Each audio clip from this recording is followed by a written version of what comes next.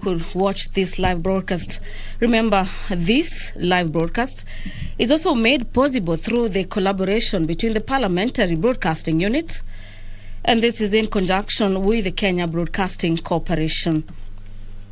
A lot has been lined up before the floor this afternoon, and we have a couple of bills that members will be deliberating on as they are currently on the second stage.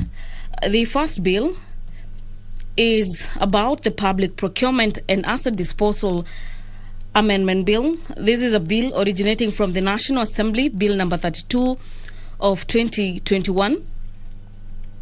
After completion of the time allocated for the debate on the bill, members will continue or will move to vote on that particular bill. Another bill that will have members putting a vote on is the Sustainable Waste Management Bill, another bill from the National Assembly, Bill number 22 of 2021. The Forest Conservation Management Bill, National Assembly Bill number 53 of 2021, is also lined up for tabling before the House. This will be the first time the bill will be tabled. The Chairperson Committee on Delegated Legislation will be moving a motion on the annulment of the Public Finance Management. This is in relation to Viashara Kenya Fund, and these are regulations of 2021 and other related regulations.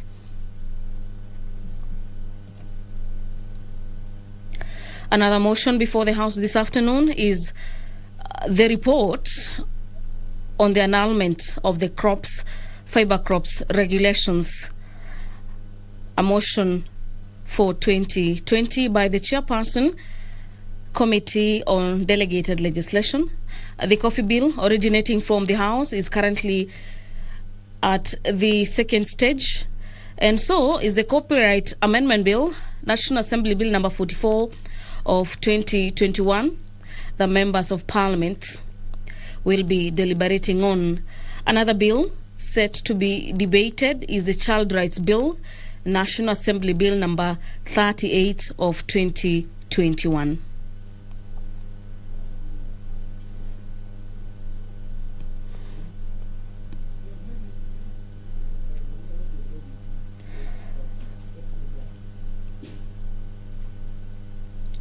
There will also be a petition on the degradation of the environment along Sondu Murio Dam. This is due to the failure by the Kenyan to comply with the Environment Management Conservation Act of 1995. And this will be done on behalf of Mwangaza Ambunya Community Development Group. Pursuant to provisions of Standing Notice number 42A subsection 5, a couple of members will be fielding questions for reply, and this is before various departmental committees. And just to highlight some of the members who have questions is member for Lugari, who will be seeking to ask the Cabinet Secretary to provide details on the amount of money paid to Kenya Power by each of the cement manufacturing firms. The member for Lugari will equally be seeking to understand that could the Cabinet Secretary also provide details of the outstanding electricity bills contributed to each of the current firms. And his four questions will be replied before the Departmental Committee on Matters Energy. The member for West Mugirango, Honorable Kemusi Mogaka, will be filling question before the Ministry of Transport to explain why funds for the maintenance of the rural roads, this is under the Roads Maintenance Levy Fund for the financial year 2021 and 2022, are yet to be dispersed.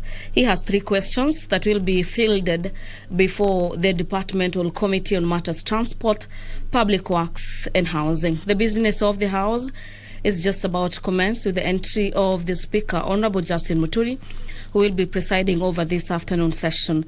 My name is Gladys Mungai, and I'll hand you over for the live broadcast. Enjoy your viewing.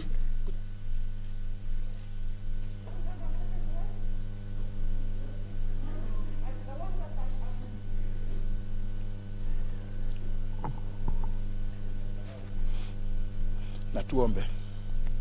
Ewe Mwenyezi Mungu, ambaye kwa hekima na wema wako umeteua nyadhifa za viongozi na mabunge kwa ustawi wa jamii na utawala wa haki wa wanadamu, twakusihi ututazame kwa neema nyingi sisi watumishi wako ambao umeridhika kutuita ili tutekeleze shughuli muhimu za jamhuri yetu. Twakuomba ututeremshie baraka zako sisi tuliokutanika hapa, na tujalie tuyatende na kuyafikiria mambo yote yatakayofikishwa mbele yetu kwa ajili ya haki na uaminifu, ili utukufu na sifa zako ziendelezwe, na ili kustawisha amani, ufanisi na heri ya nchi yetu na wale ambao haja zao umejikabidhi mikononi mwetu. Amina.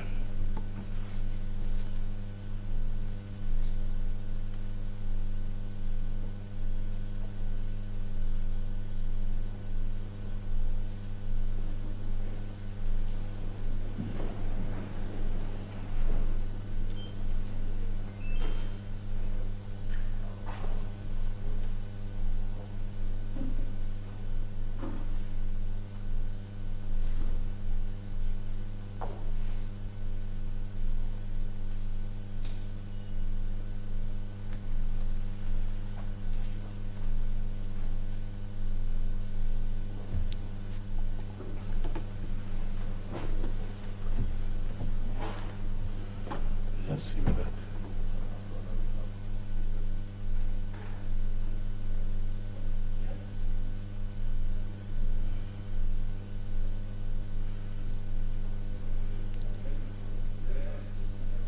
that. Ring the quorum bell.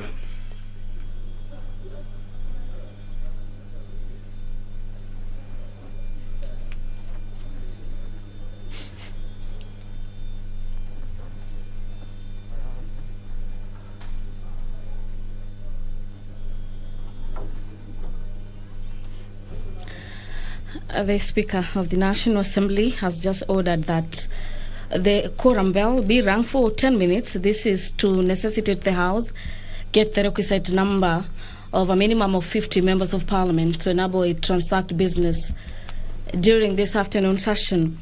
And just to continue with the highlights in the order of business, this afternoon is that the member for West Mugirango will also be seeking to understand from the Cabinet Secretary for Transport when the funds will be disbursed.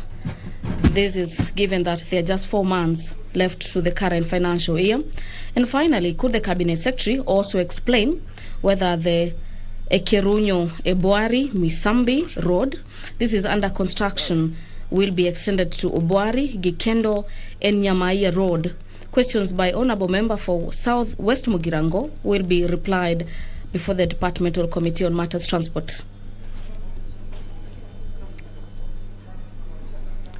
Honourable Eden Duale, Member for Garissa Township, will be pursuant to Standing Orders number 42, subsection 2C, make the following statement.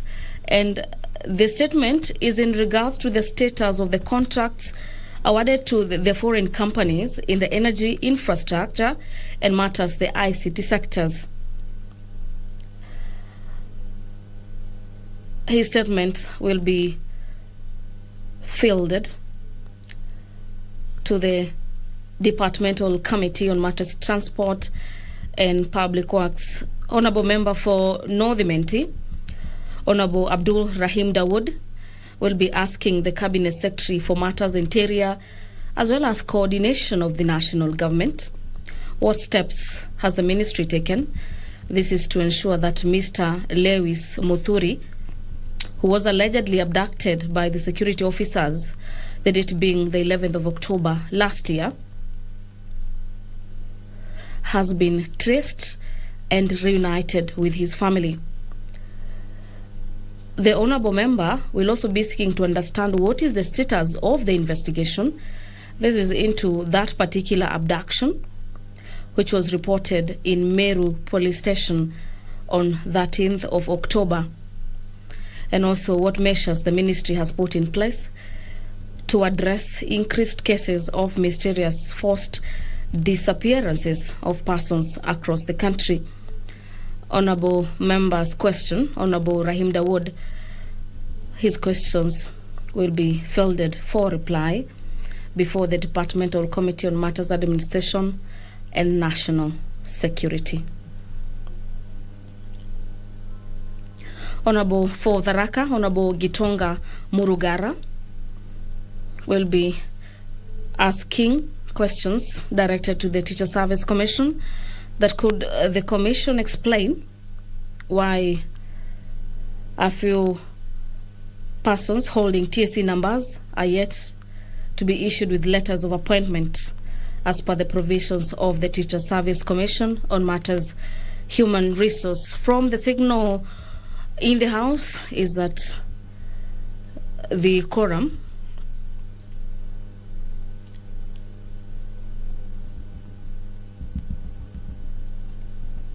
is about to get achieved to allow members to commence. Very well.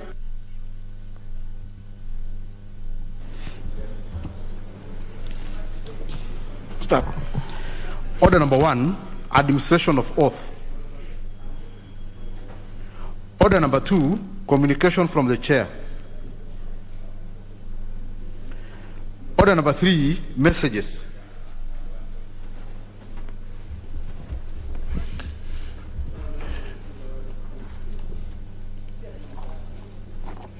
Honour members, this message number 1 for the year 2022 from His Excellency the President. You may recall, honour members, towards the end of the last session, the National Assembly passed the Kenya Deposit Insurance Amendment Bill, National Assembly Bill number 43 of 2020. The bill was sponsored by the member for North Imenti constituency, the Honourable Abdul Rahim Dawood MP. Following its passage, I presented the bill for assent to His Excellency the President in accordance with the provisions of our standing orders. However, in exercise of the powers conferred under Article 115, Clause 1, Paragraph B of the Constitution, the President, by way of a memorandum, has referred the bill back to the National Assembly for reconsideration. Honourable members, in his memorandum, the President has expressed reservations to Clause 2 of the bill, which seeks to amend Section 28 of the Kenya Deposit Insurance Act by deleting subsection 2 and introducing a new provision to prescribe 6 months as the waiting period for payment of compensation to a customer in respect of a protected deposit. Honourable members, the President notes that the proposed new subsection is inconsistent with Section 33, subsection 6 of the Act, which provides as follows, I quote, where the corporation is obliged to commence payment under subsection 1 in respect of any insurance deposits, the corporation shall, unless there are extraneous circumstances hindering the corporation, within 30 days after being appointed liquidator, make payment based on the records of the institution and the opinion of the corporation as regards entitlement of the amount claimed. Close the quotes. Honourable members, His Excellency the President also objects to the proposal on grounds that the profession is in conflict with paragraph 15 of the International Association of Deposit Insurance's core principles for effective deposit insurance systems, which provides as follows, and I quote, the deposit insurance system should reimburse depositors' insured funds promptly in order to contribute to financial stability. There should be a clear and unequivocal trigger for insurance depositor reimbursements. Close the quotes. Honourable members, the President has therefore recommended that the proposed amendment be deleted. His Excellency has also expressed reservations to the introduction of a new subsection 3 of Clause 2, which imposes a fine not exceeding 1 million shillings or imprisonment for a term not exceeding 3 years, or both, for contravention of the impugned provision. In this memorandum, the President notes that this new provision fails to provide for offences committed by corporate persons. The President therefore recommends that the proposed subsection be amended to include sanctions for offences committed by a body corporate. His recommended text is contained in the memorandum to the House. Honourable members, Standing Order 154, subsection 2, requires the House to consider the President's reservations within 21 days upon receipt of the memorandum. In this regard, the reservations of the President, as contained in his memorandum, now stand committed to the Departmental Committee on Finance and National Planning for consideration. The committee should table its report soonest to allow the House to consider the President's reservations within the same timelines. Honourable members, the consideration of the President's reservations will be done in accordance with the provisions of Article 115 of the Constitution, as well as the Speaker's communication made on July 28, 2015, relating to the consideration of the President's reservations to a bill and amendments thereto. I now direct the clerk to circulate the memorandum of His Excellency the President on the said bill to all members so that they familiarize themselves with the contents. Thank you, honourable members.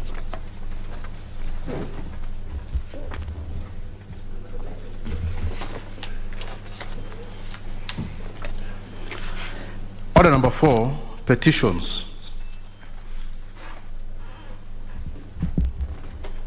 Those who are making your way in, please take your seats.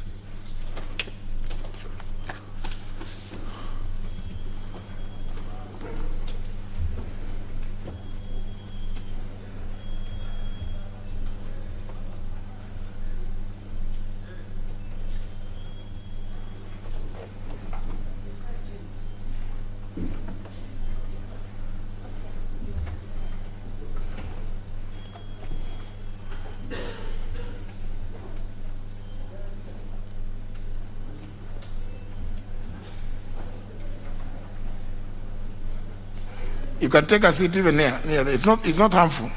Honorable Wangari, even that one is not for the time being.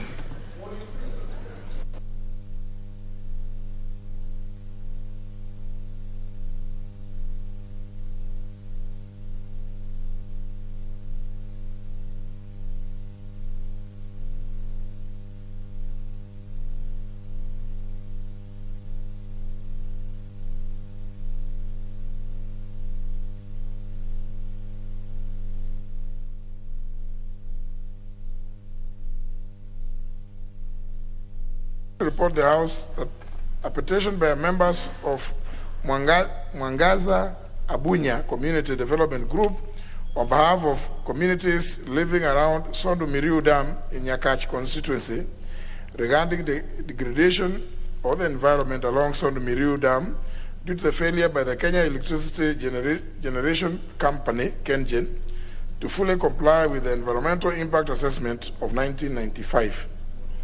The petitioners lament that since completion of the dam in 2009, KenGen's reluctance to comply with the recommendations of the Environmental Impact Assessment report has exposed them to numerous environmental hazards.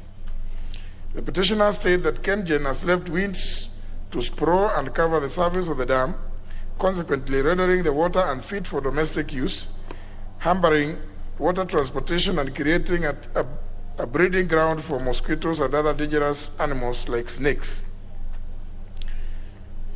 The petitioners also claim that KenGen reneged on executing the mitigation measures to containing malaria and other waterborne diseases, hence increasing chances of disease and mortality in the region.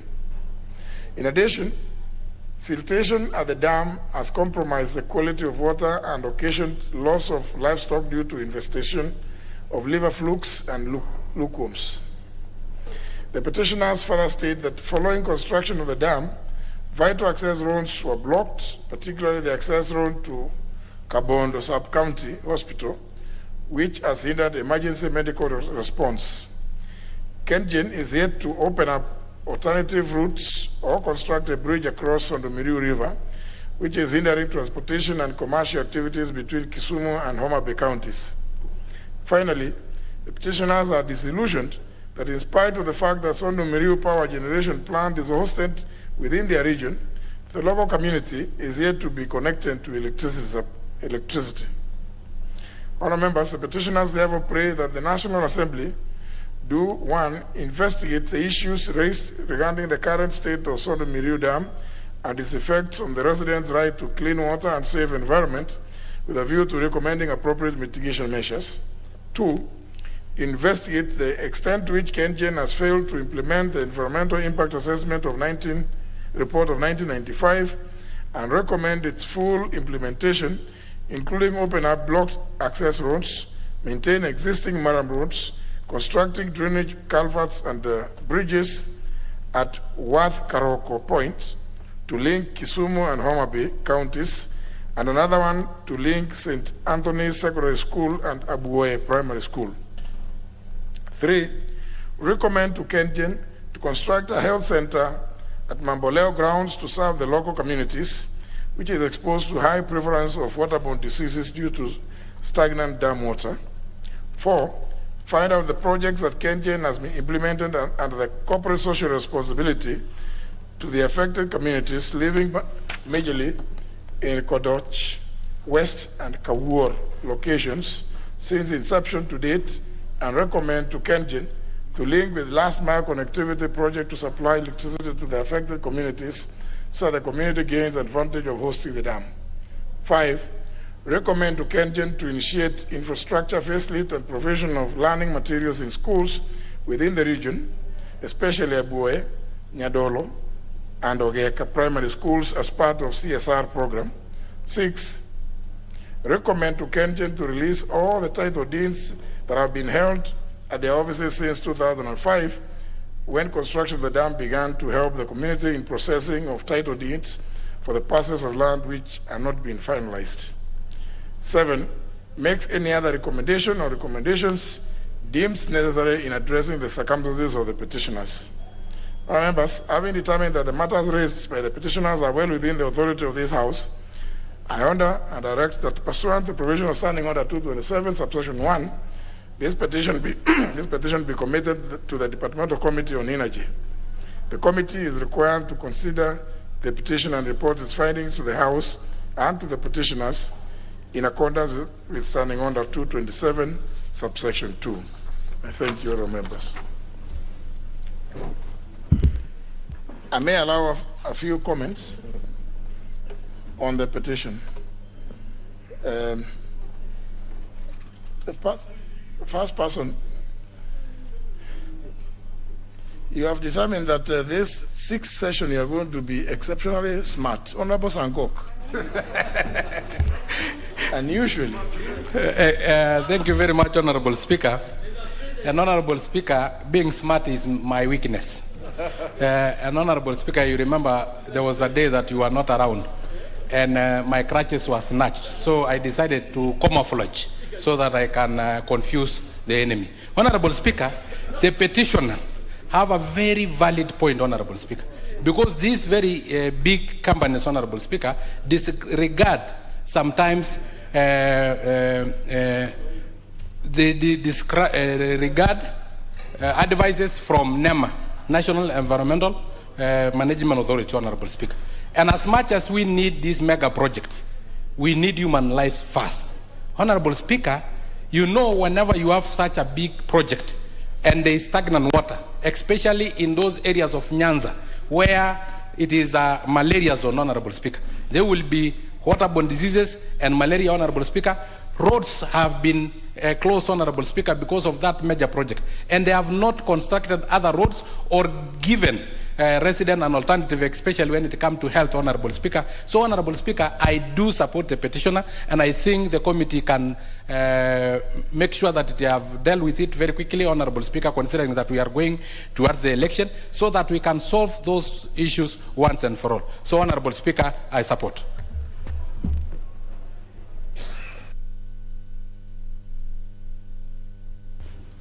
Member for Mumias East. Thank you, Honorable Speaker. Honorable Speaker, quickly let me join my brother Sankok in supporting the petitioner for this petition. Honorable Speaker, this petition is similar to the question I asked last year to Department of Roads, where after excavation of Maram, they leave open holes which are usually filled with water, and they have become a source of breeding grounds for mosquitoes And even in my case in Mumias, we had 3 people who lost their lives. Therefore, Honorable Speaker, even this morning I was following what was happening on Mlembe radio. Honorable Speaker, you know Mlembe is a radio that covers our place. In Kakamega, this open sewer has become a dumping place for futures. And I think, Honorable Speaker, going forward, we need to include recovery of or filling up of these holes whenever a contract is done, so that we don't just leave it to the mercy of the contractor to come and recover the place. Honorable Speaker, this is a matter that needs to be looked at in detail, and I would wish the Committee of Energy to move fast and save the people of Sondu Merio. Thank you, Honorable Speaker. Member for Endebess. Thank you, Honorable Speaker, for allowing me to contribute to this petition by the people of Bondo. Not Bondo, it is Kisumu. Nyakach. Honorable Speaker, Sondu Miriu is actually built on Rifangsoya. And Rifangsoya, the source of Rifangsoya is Endebess. It comes from Kimoson all the way through Namanjalala, and it goes all the way to Rifangsoya. Now, yes, it is a tributary to that, to Rifangsoya. Yes, those who know geography, leave alone Muse who doesn't know geography. So, Honorable Speaker, all areas that are supplying those areas, and Kengen actually, once they build the Sondu Miriu, they also have Takwel Coach, which is also supplying hydroelectric power to this country and supplying the western region. I think when the committee is looking into issues of corporate social responsibilities, the Kenyans should be able to distribute it evenly to where they are getting the supplies of the source of the water, even for those 7 Fox dams within Masinga dams and all the rest. I think it will be good to them to have a program that they can be able to distribute all over the country. With those few remarks, I support it. Member for Gilgil. Thank you, Mr. Speaker. I also rise to support this petition.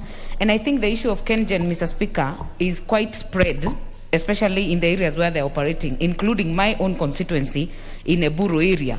And the emissions from these plants, Mr. Speaker, have a detrimental effect, not only to the plants, but to also the people that live around it.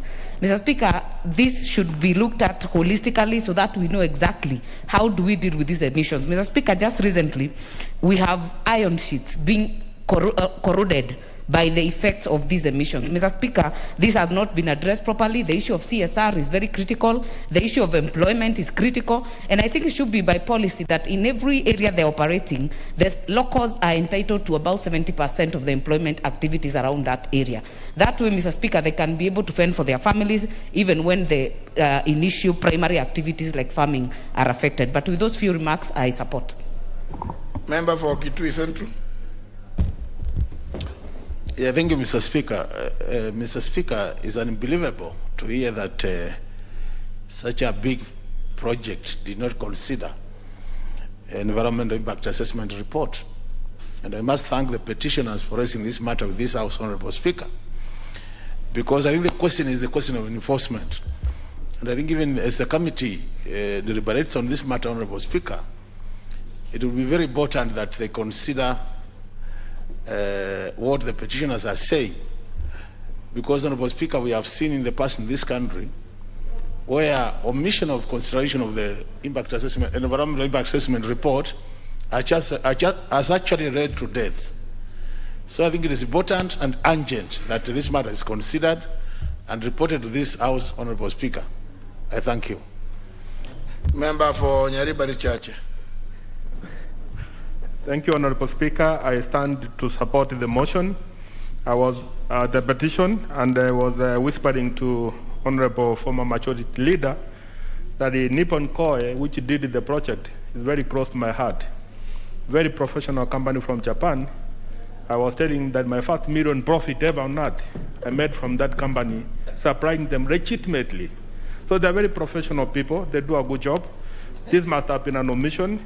But having said that, Honorable Speaker, I want to agree with the petitioner that, Honorable Speaker, our corporate Kenya Power need to style up, need to up their game, Honorable Speaker. Where I come from in Yaribari Chache, the way leaves, the way they have been fixed, is actually hindering development. We have a shortage of land, and when you have way leaves all over, without following any order, it affects the population, it affects the way of life, and we need to have it fixed, and have a better way of structure of fixing that. So I support the petition, and I hope they will do something to ensure that the people of Nyakachi, their quality of life is not affected by that mega project. I support. Member for Mandera West. Thank you, Mr. Speaker. I also stand to support this petition, and I have personal experience where the effect of Kengen causes disastrous damages. A good example is that when those Masinga dams and those other dams are full, they release a lot of water downstream from Garissa up to the Tana Delta there. All the farms are flooded, families are displaced, some houses are waterlogged, and this happens every year, at least twice or at least once or twice every year. And the destruction is just too much. And nobody is there to compensate those families. What they do is they do their farming, they establish their even perennial crops and what have you. All of a sudden this water comes and washes them everything away. The families become destitute, they become refugees in some places, and then after a while, then they come back again to do the same thing. I think there should be a way, some legislation has to be put in place so that such families are given notices and also they are compensated. Thank you. Member for Yatta. Thank you, Mr. Speaker. I also wish to support this petition. Mr. Speaker, mega projects should not be a curse to the local communities, Mr. Speaker. It's unfortunate that people in Sondomirio don't benefit on the use of the project, don't have electricity, and this has happened elsewhere. For example, come to Machakos County, Masinga Dam, Kitaru, Kiambere. And yet when you go to Masinga constituency, Yatta constituency, and most constituencies within the county, there is no electricity, Mr. Speaker. Mr. Speaker, likewise, another big mega project which has affected the local community negatively is a project which was funded by ADB in Kimira Olwoch, at the shores of Lake Victoria, Mr. Speaker, an area which was not infested by mosquitoes, an area which had good roads, an area which never had flooding, Mr. Speaker. So it is very important, Mr. Speaker, when government is implementing projects, they look at proper implementation and they ensure the local communities, Mr. Speaker, do benefit but do not suffer. Thank you, Mr. Speaker. Finally, member for Emuru Dikir. Thank you, Speaker. I wish also to support the petitioners for this idea of dams or projects which are causing a lot of environmental integration in our areas. Speaker, you remember when we are doing any project in this country, Speaker, there is what we normally call environmental assessment, which is done by NEMA, and which approves as to whether that project should proceed, and if it proceeds, what are the regulations that the project or the contractors should follow so that they don't degrade the environment. Speaker, I say this because there's also a project I once visited, and which I come from around that village, called the Tare Dam. Speaker, there was a lot of environmental degradation, and even the people who live around there, most of them has been hospitalized because of what is the products of the drilling of that dam. Speaker, so I think whenever we're doing any business of constructing or doing doing dams or even other major projects, Speaker, the NEMA themselves should be able to give these people conditions. And when those conditions are not met, Speaker, the NEMA should be able to sue those people, or the people who are living in those particular environments should be able to sue the particular contractors who are doing those particular dams or doing those projects around there, Speaker. So there should be a way where the NEMA themselves should deal with those particular projects rather than leaving it to the ordinary wananchi. Thank you, Mr. Speaker. Very well. The petition concludes the matter of the comments on that petition. Move to the next order. Order number 5, papers. Leader of the majority party. Honorable Speaker, I beg to lay the following papers on the table of the House today. Thursday, February the 3rd, 2022. Can I have some?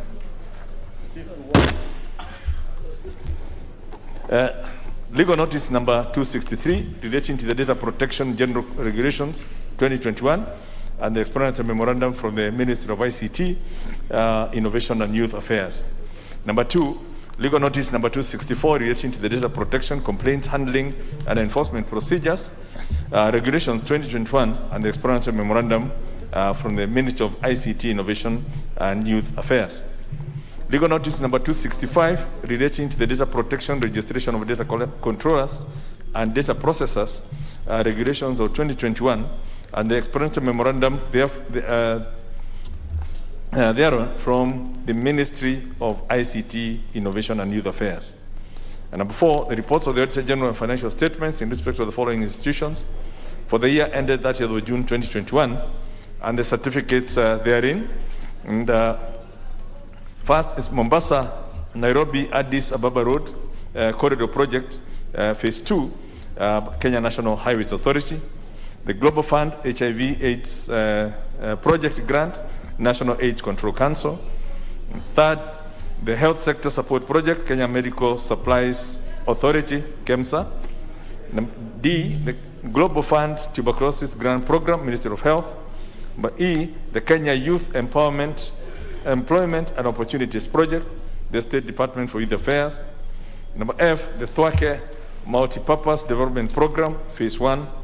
And next, the Osonyiro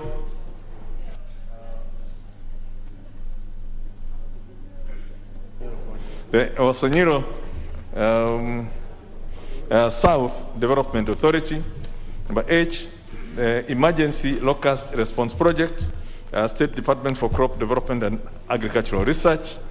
Then the next is the Regional Pastoral Livelihood Resilience Project, Ministry of Agriculture, Livestock, Fisheries and Cooperatives. The next is the Enable Youth Kenya Program, State Department for Crop Development and Agriculture Research. Then Kenya Youth Employment and Opportunities Project, Micro and Small Finance Enterprise Authority. The Timboroa Eldoret Road Rehabilitation Project, Kenya National Highways Authority. Then next is Port Reitz Moi International Airport Access Road, Kenya National Highways Authority. Next is Nairobi Southern Bypass Project, Kenya National Highways Authority. The Northern Corridor Rehabilitation Program, Phase 3, Kenya National Highways Authority. The Kenya Transport Sector Support Project, Kenya Civil Aviation Authority. The Nuno Modagashe Road Project, Kenya National Highways Authority.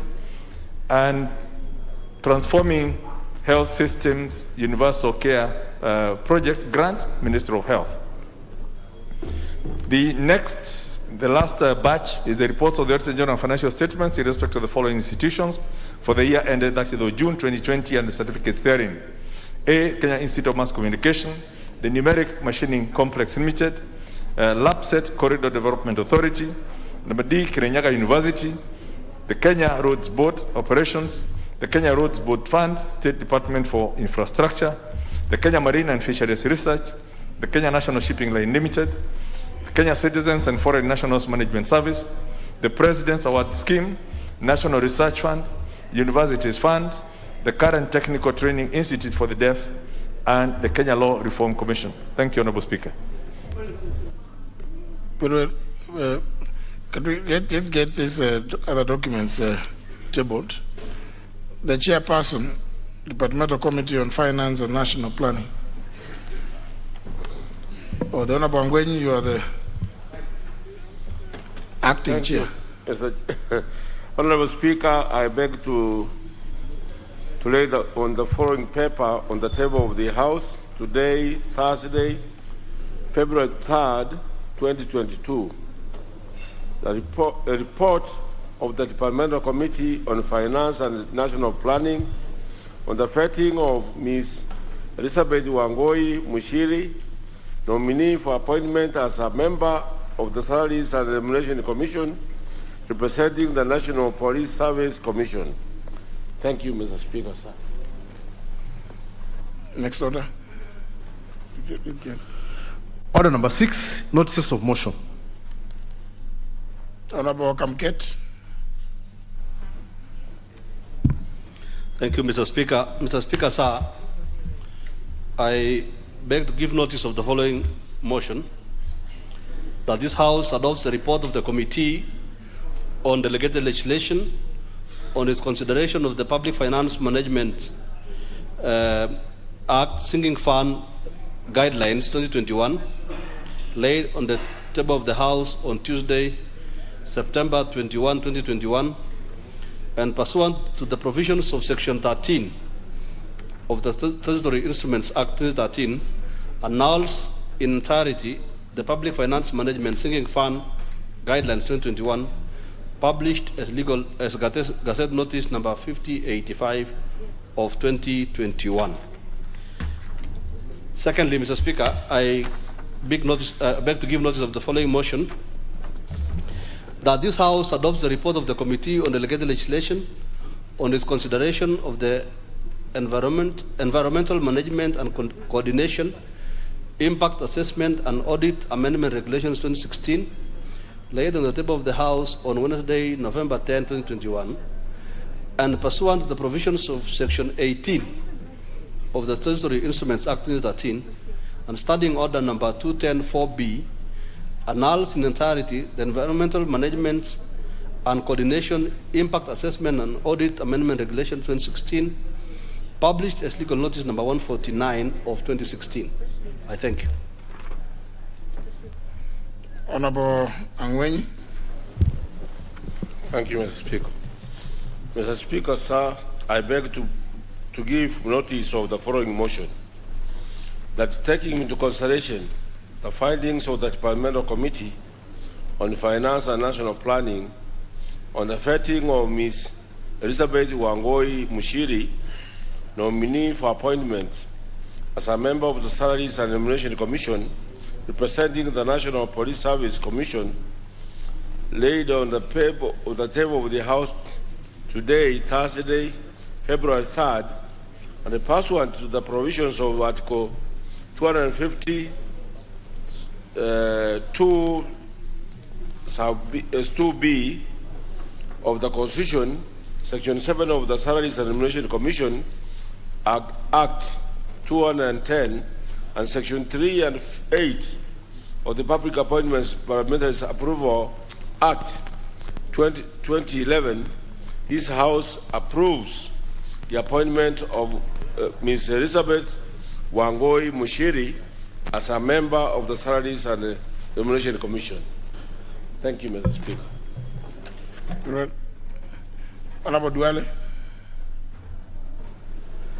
Speaker, I really want to ask you, because on Tuesday, the government loans for the month of September to December. Order.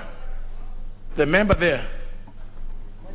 You can't, if you want to speak on your phone, you get out. Now, we can't even follow what language it is that you are using. Just noise. You do that, the next thing you will be out of this place for a long time. Yes. If you want to talk to villagers, just go out. You can tell them you are in the chamber, can't you?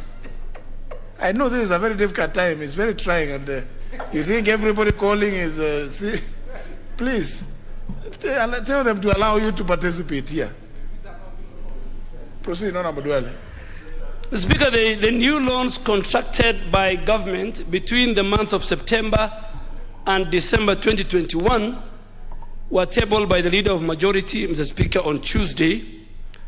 And, Mr. Speaker, in accordance with Parliament as an independent institution, I really want to ask you two things. One, that report, if is available in soft copy, should be publicized and put on the parliamentary website for the people of Kenya to see the level of borrowing. And secondly, Mr. Speaker, in the last 9 years, the Budget and Appropriation Committee have been presenting to the House the debt report as part of the BPS.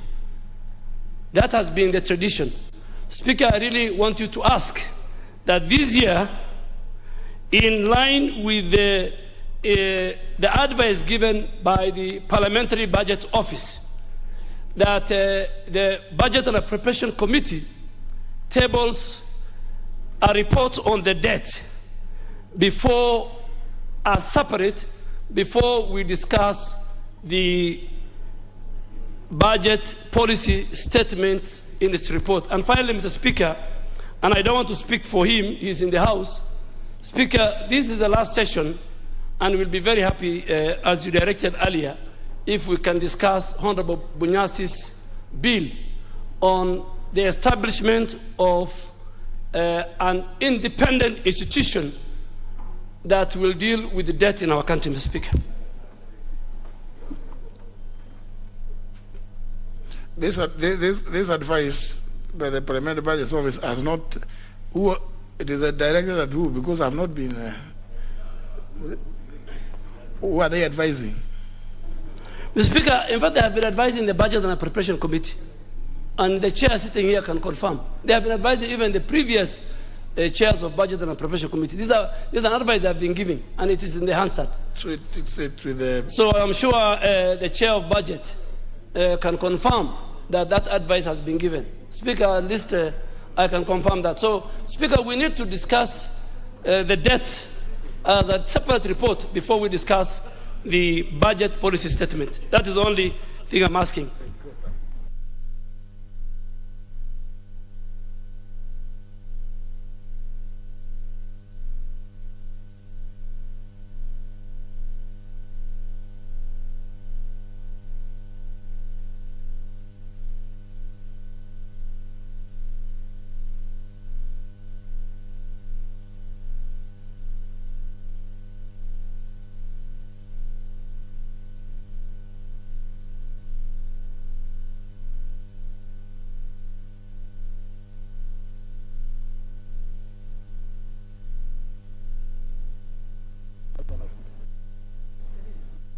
I'm informed on the parliamentary website.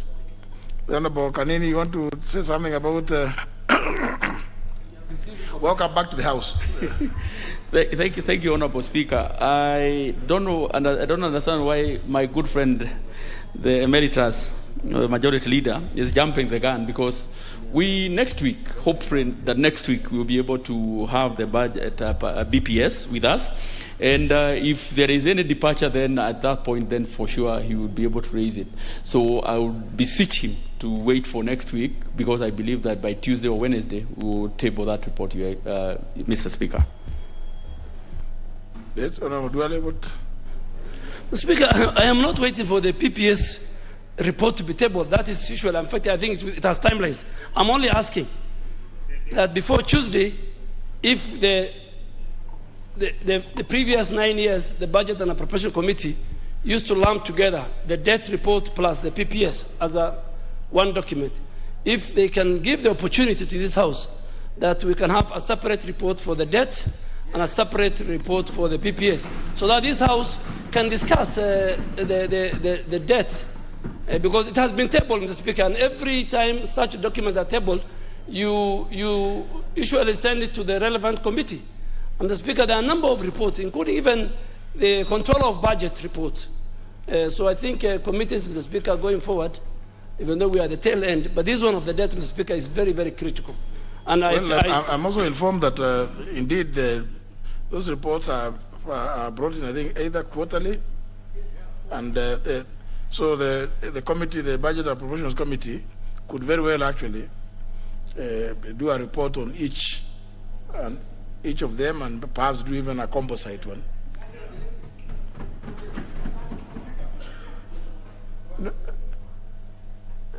You know, you don't just shout a point of order. You know, I look at the screen. I see the member for Alego Songa. Honorable Speaker, thank you very much. Speaker, it's refreshing to see the former majority leader is really doing his job as far as Parliament is concerned. Something he was not able to do when he was the majority leader. But, Honorable Speaker, I wanted to say that I have a piece of legislation which is pending somewhere, where I'm seeking to amend the PFM Act to allow sector committees to be able to scrutinize medium-term public debt report every time they are scrutinizing the budget policy statement. As at now, I have gone through the law, the PFM Act, and what Duale is asking, it does not exist. There's no law that is forcing budget committee to discuss that report because it is not there.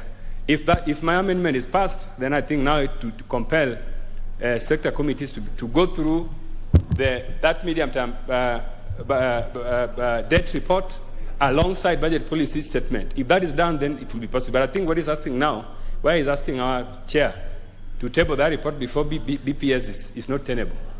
Thank you, Mr. Speaker. You know, say for the fact that I think you wanted the people of Alego Usonga to know that you have proposed a bill. I think the rest, Honorable Atandi, once a document has been tabled here, it obviously is referred to the relevant committee of the House, and those ones to do with the debt which normally come every quarter, indeed including the reports from the controller of budget. They are supposed to the committee. If you look at all of them, I always put a note, the clerk to forward it to the relevant committee to consider. When you consider, you bring a report to the House. You don't consider and stay with it. So, but the committees have been either they consider and sleep or things like those. So, since they have been tabled, they must be reported on. Honorable Makali Mulu. Yeah, thank you, Mr. Speaker. Mr. Speaker, I think it's important we put the records right. Mr. Speaker, every time the budget policy statement is tabled in this House, it is always tabled together with what we call the medium-term debt management strategy. Those two documents come together. And as a budget committee, we discuss them together. So unless Duale says he wants a special report, which will be talking about the debt management specifically, the report which is presented by the budget committee will always have a component on debt management. Why do we do that, Honorable Speaker? Honorable Speaker, if you look at the current budget policy statement, it is proposing a budget of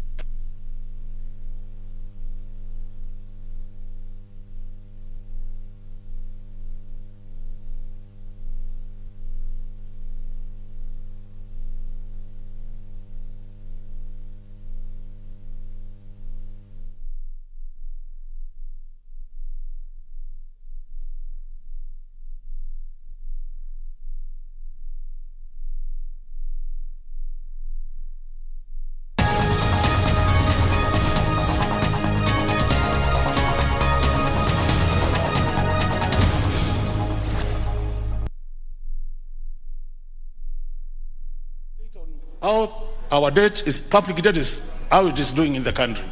But we have not taken time as a House to interrogate those reports which come. You would mark it to the committee will discuss them, but we don't come back to the House so that we update members on what is happening. So I think really we need to get that clear that those quarter reports could become part of our debates here, so that when they are prepared, they come, the committee looks at them, and then we table the report here, and then we debate. That should be the way, Honorable Speaker. Thank you. Honorable Kamket. Thank you, Mr. Speaker. I just want to appreciate what Honorable Duale has requested, but Mr. Speaker, I think it took too long for Honorable Duale to. I think he's turning out to be a very good opposition leader. And Mr. Speaker, I think he spent too much time in the majority seat. And the points he's raising now, he's just turning out to be an activist. Because like it's been said earlier, Mr. Speaker, this document is already with the committee. And Mr. Speaker, I want to tell Honorable Duale, Mr. Speaker, that there is no amount of activism that is going to help him and his preferred party to win back government. They are headed direct into opposition, no matter what, however much activism he tries to bring into the House. Now, honorable members, Honorable Kamket, please. I thought this was a very serious matter. The issue of public debt. Now, if you take it now, if you now introduce those other village issues, it is not going to be good. Let me hear from the member for Nambale. Thank you, Mr. Speaker. Indeed, this is a serious matter, and I don't think it should be cheapened the way that Honorable Kamket is trying to do. But going back to, we have regular documents that come up and they are usually tabled, and then we forget about it. I think being able to debate them would be a step forward. But purpose of a more substantive and structured engagement on the debt question, such as what I have proposed in the bill, would be important for us to take stock where we are, how we do it, and how it would affect our future borrowing activities. And this is not a matter of partisanship in politics. It's a matter of sound economic management. And I think for those who think they're trying to protect any side by resisting a discussion on this, they're doing a disfavor. You can't light a fire under your mattress, and because you don't feel the heat, you feel safe. I think that's a big mistake. So I really hope that in line with the instruction you gave, Mr. Speaker, that this bill will be tabled. I know there isn't even enough time to finish it, but let us debate it. It will give us a much broader insight into where we are and what's happening. And then we can all come in and give guidance from wherever position we are to support excuse me, and improve management of the economy. There's nothing sinister about it at all. So I find this defensiveness to be counterproductive. Now, I noticed that a number of you have pressed for some interventions, but Honorable Abdisalan, maybe if you could just hold on a bit. Honorable members, for the convenience of the House, I will step down these interventions. Don't remove your cards. You will be given the chance. I've just noticed that quite a number of members have completed their afternoon sitting. So let me just do rearrange business so that we go to order number 8 and 9. Clerk, please. Order number 8, the Public Procurement and Asset Disposal Amendment Bill, National Assembly Bill number 32 of 2021, second reading. Question to be put. Honourable members, debate on this bill was concluded yesterday, and what remained was the question to be put, which I hereby do. That the Public Procurement and Asset Disposal Amendment Bill, National Assembly Bill number 32 of 2021, be read a second time. Will as many as of that opinion say aye? Aye. As many as the contrary opinion say nay? The ayes have it. A bill for an act of Parliament to amend the Public Procurement and Asset Disposal Act and for connected purposes. Next. Order number 9, the Sustainable Waste Management Bill, National Assembly Bill number 22 of 2021, second reading. Question to be put. Again, honourable members, debate on this bill was also concluded yesterday, and what remained is for the question to be put, which I hereby do. That the Sustainable Waste Management Bill, National Assembly Bill number 22 of 2021, be now read a second time. Will as many as of that opinion say aye? Aye. Will as many as of the contrary opinion say nay? The ayes have it. A bill for an act of parliament to establish the legal and institutional framework for the sustainable management of waste, ensure the realization of the constitutional provision on the right to a clean and healthy environment, and for connected purposes. Go to the next order. Order number 10. Order number 10, the Forest Conservation and Management Amendment Bill, National Assembly Bill number 53 of 2021, first reading. A bill for an act of parliament to amend the Forest Conservation and Management Act 2016. Very well. Now we'll go back to the interventions. Please make them brief and to the point. Don't engage in unnecessary shenanigans which could cause excitement. Honorable Sankok. Thank you very much, Honorable Speaker. And Honorable Speaker, I think we are all saying the same thing, only in different styles, depending on where you are born and brought up from. Honorable Speaker, because Honorable Ndwale, what he have requested, His Excellency Ndwale, is that we need to see the debt, first of all, before we go to BPS, so that we can understand, so that we can match the two and compare and see where we are. So what is wrong with asking? And I think Honorable Kanini Gega have confirmed that he have received, I have not said she, I have said he have received recommendation from the budget office. And you know, sometimes I may confuse, you know, depending on how you talk, I may confuse you whether you are a he or a she. So, Honorable Speaker, therefore, he have received some recommendation from the budget office that we really need to separate the two reports so that we can understand, we can digest, we can internalize, so that we really make sure that we control also the issue of debt ceiling in this country. So we are all saying the same thing. Apart from Honorable Atandi, I think he's so much used to WhatsApp, but this one is a very serious matter. Honorable Atandi. Thank you. Member for Endebess, what's your intervention? Thank you, Honorable Speaker. Having listened to Honorable Punyasi, being is one of the most intelligent members in this House. He's worked as an economist with the World Bank, and I think that kind of experience is what we need in this House to contribute. And I think that bill which is brought in terms of debt management, having an independent body to look into it, I think, Honorable Speaker, we should give it due attention, make sure that this bill is debated in this House and we have a way forward. But on the issue that was raised by Honorable Dwale, on the issue of the debt report also being submitted, Honorable Makalu has confirmed that they always get the midterm reports from the Auditor General. I think it's important that this is also, we have a debate on it so that as much as the Budget Committee is going to bring both reports that are attached, which is just for the annual, but I think we need to look at the debt. Where are we as a country?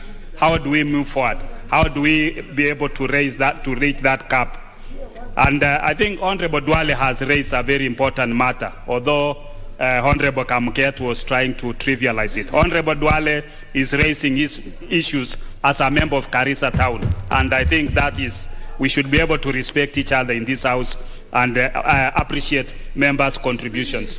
So, Honorable Kamuket, with due respect, you know we come from the same region and I respect you, but let's not trivialize this matter. You are a serious legislator, but this, no, he's a serious legislator, although he's a cattle rustler also, yeah, but on this matter, we accept. Now, if he makes the matter of debt and the cattle rustling, now it becomes very chaotic. Member for the record, I hope you're not dealing. Member for the record, you also want to? Yes, thank you, Mr. Speaker.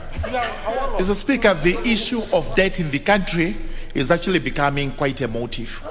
And everywhere we go, including the rural constituencies, you hear them talking about escalating debt. Therefore, it is vitally important that we separate these other reports from this particular item of the country's debt. We are not happy to hear what is happening in Zambia or other countries where this is spiraling into unmanageable levels. Let us quickly debate, regularize what we are able to regularize, and inform the country where we stand, because everybody thinks the country is overborrowing and therefore soon we will be in the red. So it's important, the point raised, let us have this report separately, let us debate it, let us tell the country exactly where we are regarding debt matters. You know, there's something which, I think there's an explanation which was given by the Honorable Makali Mulu, which I think many of you may not have caught properly. That what is going to come from the Budget and Appropriations Committee for this period has to be together with that report on the issue of debt. But the point raised by the Honorable Duale still remains valid. That there are those other reports on debt which have been tabled, and they need to be reported on as well. I think it's good for people to separate the two. Honorable Nyikar. Thank you, Mr. Speaker. I think what we're discussing is extremely important. The fact that Honorable Duale is raising now and he didn't raise it before, notwithstanding, I think it is an important issue. But I know, having been in the Budget Committee before, that it is always part and parcel, except it's not often flagged out and discussed in detail. Whereas at this point, there is no requirement that the report comes separately. But I think we do ourselves a lot of good if Honorable Kanini at the time actually can flag it out within the same report. And Honorable Duale will then take the opportunity actually to pick it up from there and lobby us and lobby everybody else that I want us to look at these issues separately. So I don't think it's something we should argue about too much. There are two members who have already brought a bill on it, and there are people who are experienced in finance. It shows it is important. So mine would be just ask Honorable Kanigi, flag it out, even if they are not two separate reports, flag it out, bring historical elements out, and inform us. Many times we don't get involved because we are not adequately informed during the presentation or during the debate. But something in future, the two bills, if passed, will actually now make it mandatory that we have the two reports. Thank you. Yeah, the chair budget conclude this matter. Kindly, Mr. Speaker. Remember, there is no motion before us.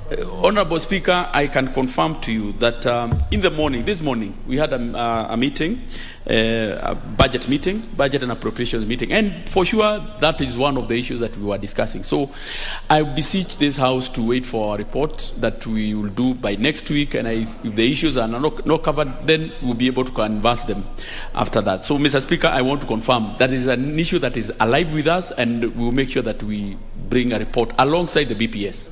Thank you, Speaker. Very well. We still have, honour members, and that's why sometimes you may notice that I have to ignore you even when we press for the intervention, because we tend to lose what is on the order paper. And remember, this follows your own standing orders. So we go to order number 7. Order number 7, questions and statements.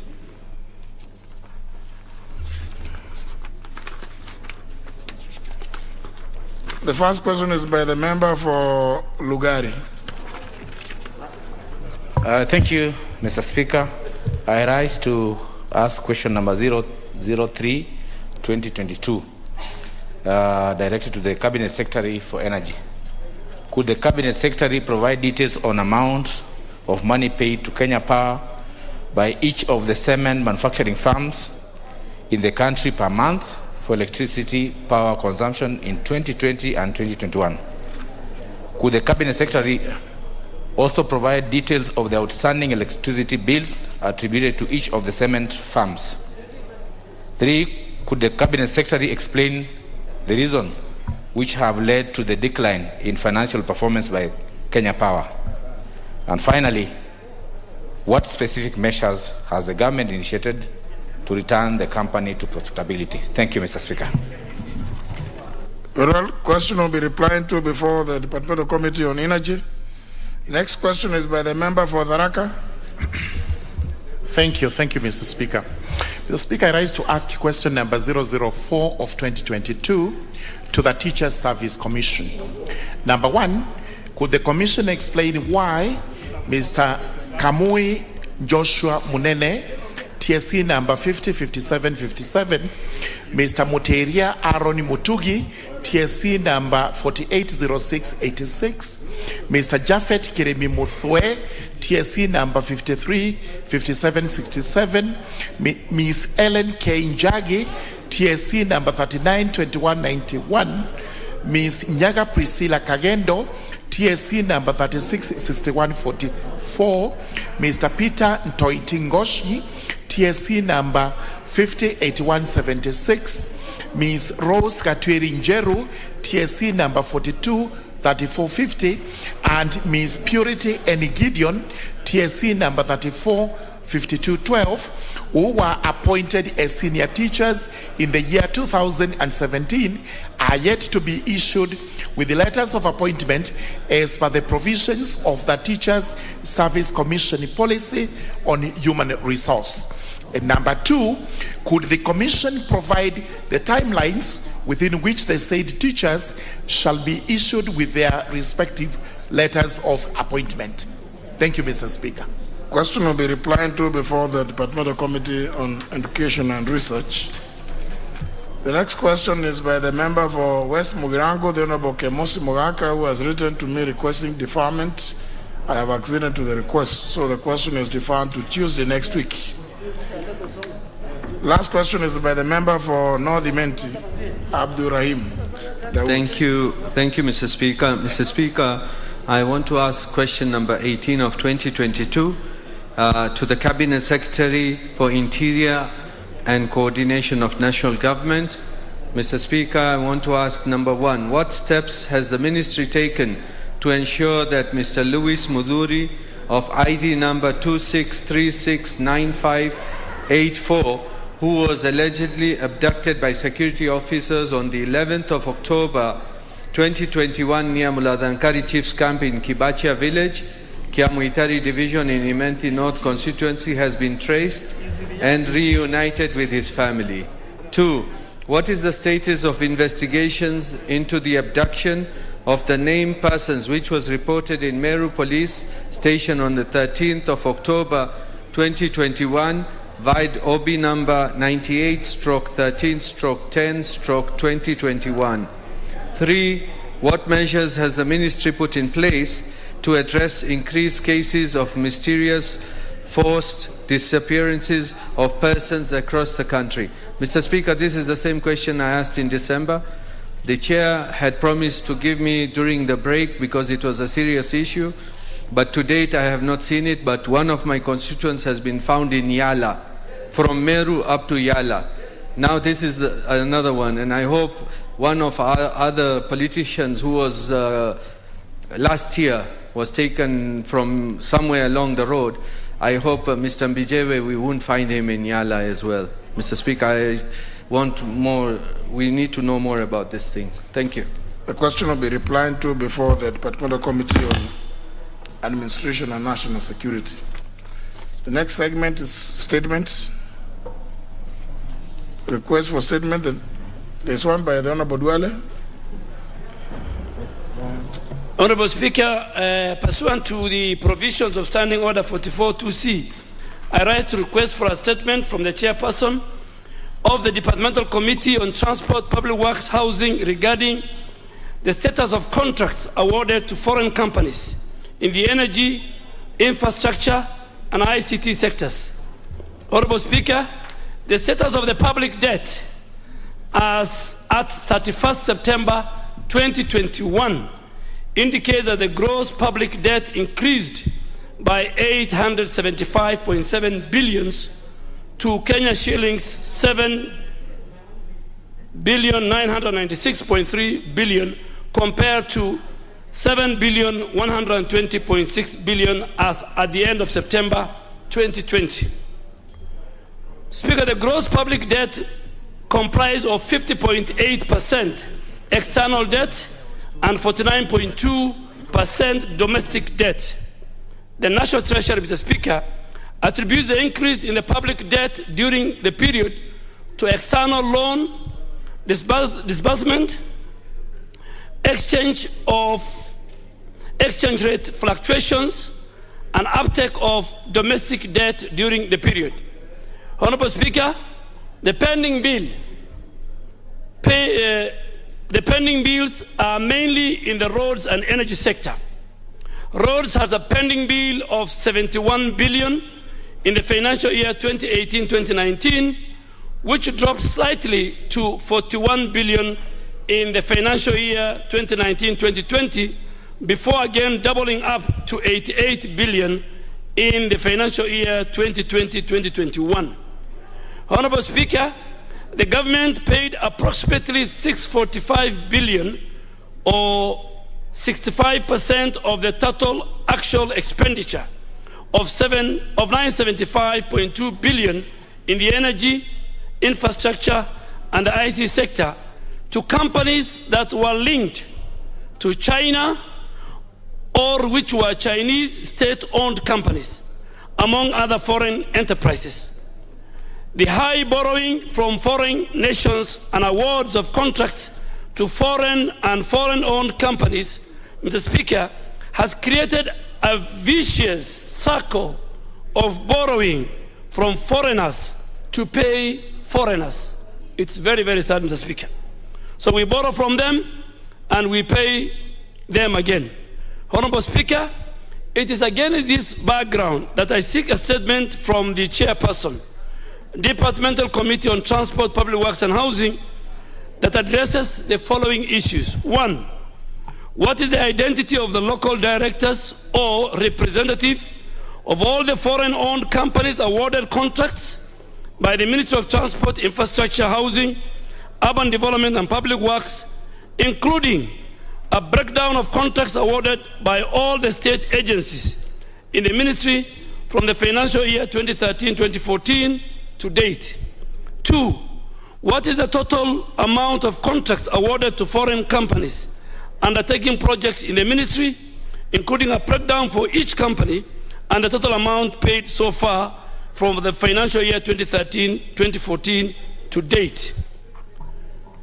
3, Mr. Speaker, can the ministry provide the identity of directors and local representatives of the foreign-owned or foreign-linked companies awarded contracts for construction, rehabilitation, maintenance, and design of roads and bridges and construction of affordable housing from financial year 2018-2019 to the financial year 2021-2022, including a breakdown of the contracts awarded.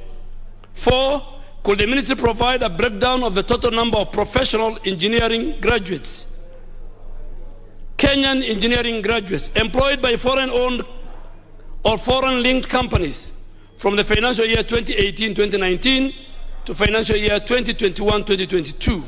5, provide the names of the local companies and amount of subcontracts that the foreign-owned or foreign-linked companies have awarded to local contractors as a way of capacity building and technology transfer for the financial year 2013-2014 to date.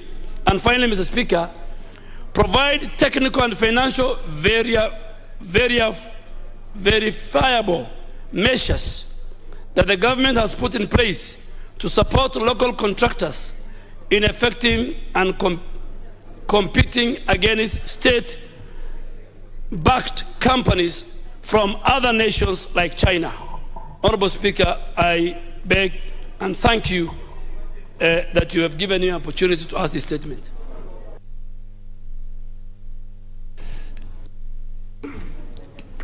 Chair, Transport is...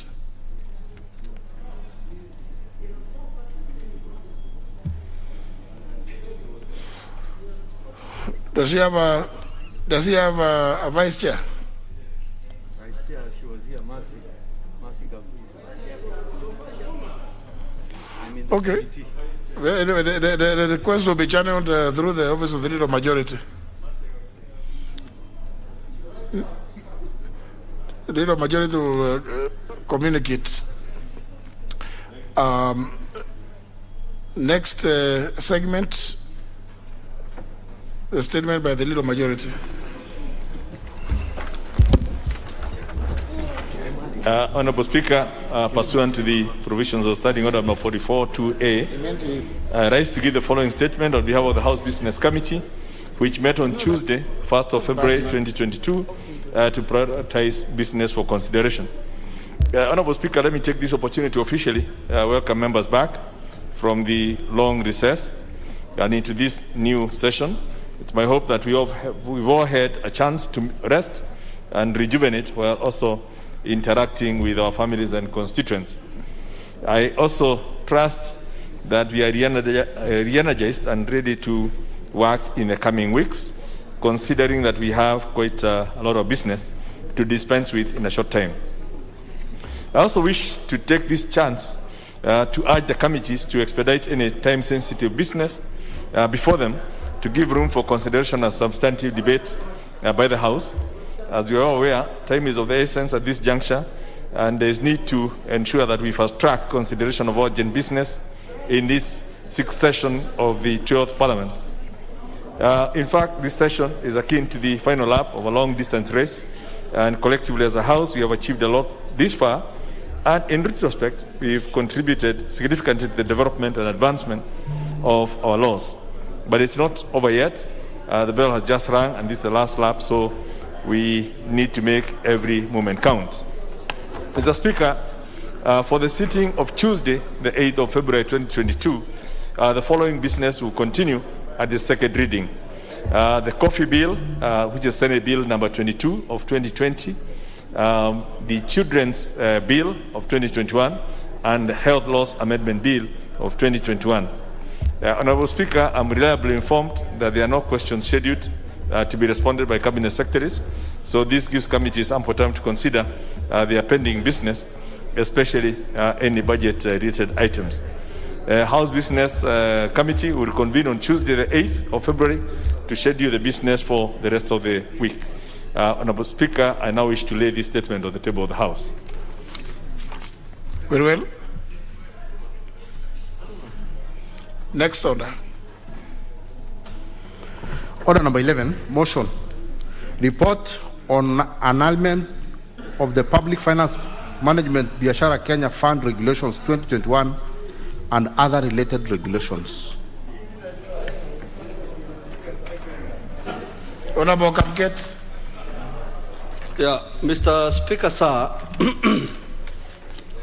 I beg to move that this House adopts the report of the Committee on Delegated Legislation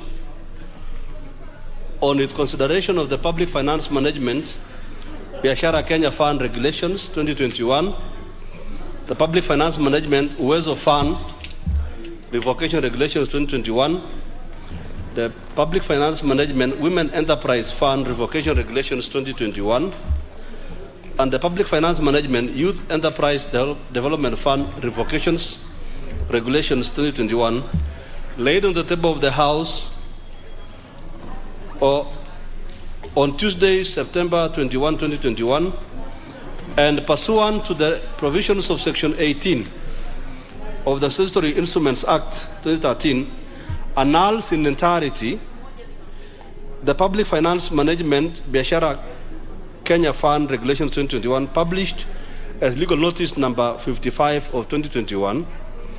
2, the Public Finance Management Uwezo Fund Revocation Regulations 2021, published as legal notice number 56 of 2021.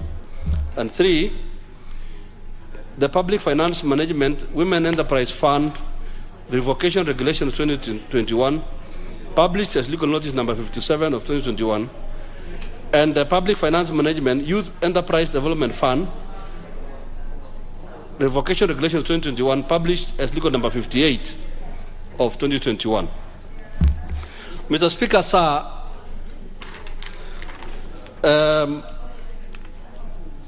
the Viashara Kenya Fund regulations were made by the Cabinet Secretary for National Treasury and Planning pursuant to Section 24(4) of the PFM Act 2012. These regulations were published, were submitted for scrutiny on 13th May 2021 and subsequently tabled before the House on the same day.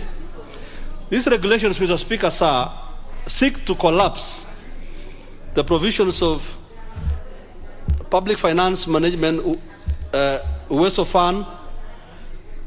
These regulations seek to collapse the UESO Fund, Women Enterprise Fund, Youth Enterprise Development Fund, together into what they call the Viashara Kenya Fund regulations, or the Viashara Kenya Fund, sorry. The justification given, Mr. Speaker, for this merger is that the establishment of a new fund will operationalize Articles 27, 55B(c) and 56B(c) of the Constitution of Kenya, which provide for affirmative action programs and other resources in respect of disadvantaged groups and youth aimed at ensuring equitable development of state resources. Mr. Speaker, sir, these regulations also intended to operationalize a presidential task force on a parastatal reform report of 2014, which recommended the merger of the existing affirmative action funds. The source of the fund would be an initial capital of 2.5 billion Kenya shillings appropriated by this House. Mr. Speaker, sir, the committee held several meetings with the National Treasury and Planning in respect to the draft regulations, more particularly during these meetings, the Cabinet Secretary made submissions to the committee on the regulations on 1st February 2021 at White Sands. On Thursday, the Cabinet Secretary again came back and made representations to the committee. During these meetings, Mr. Speaker, sir, pertinent issues were raised by concerning the proposed regulations, the proposed merger. Pursuant to Section 13Q, Mr. Speaker, sir, of the Statutory Instruments Act, the committee made a resolution with the National Treasury and came up with the following concerns. These are the concerns that the committee raised. Mr. Speaker, sir, number one, on the Statutory Instruments Act, the committee noted that the new regulations seek to deliberately revoke the role of the Member of Parliament and other political officers involved during the disbursement of funds for purposes of oversight and monitoring.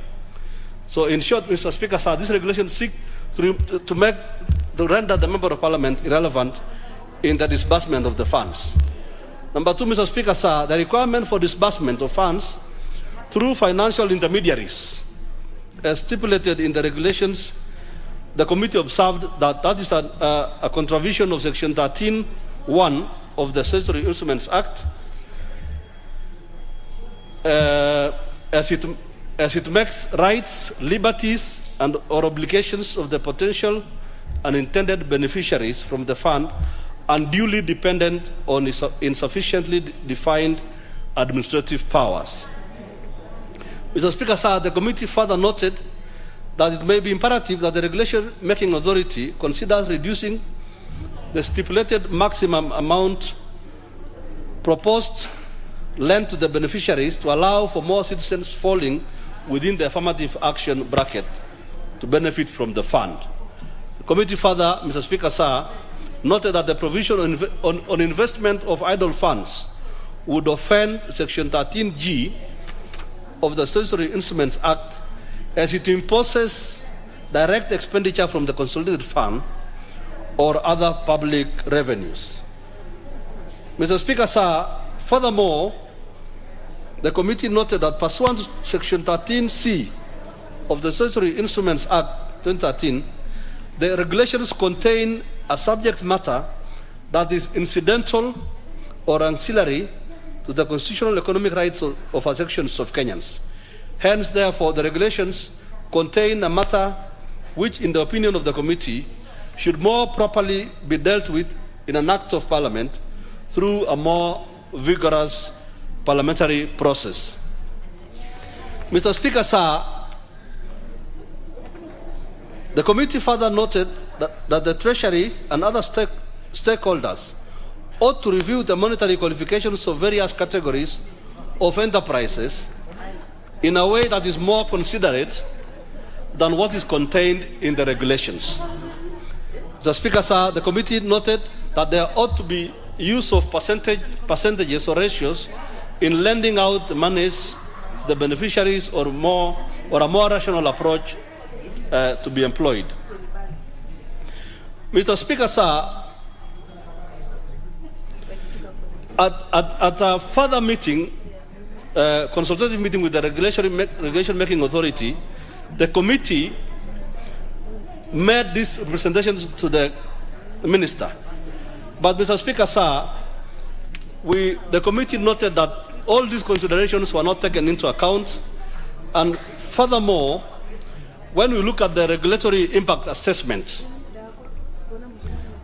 the committee scrutinized the regulations in accordance with the Constitution and other relevant laws with the National Assembly standing orders, and observed further that the regulations contravene Section 6, 7, and 8 of the Statutory Instruments Act 2013 that requires the regulation-making authority to carry out a regulatory impact assessment and submit the same to Parliament as required by these sections of the law. Mr. Speaker, sir, the Public Finance Management Viashara Kenya Fund Regulations 2021 in all its aspects have a huge impact on the community, especially the youth, women, persons with disabilities, and small and medium business enterprises. The regulation-making authority, therefore, Mr. Speaker, sir, in failing to conduct, gazette, and submitting a regulatory impact statement with an attendance certificate as required by the Act, contravened Section 6 of the Statutory Instruments Act 2013. Mr. Speaker, sir,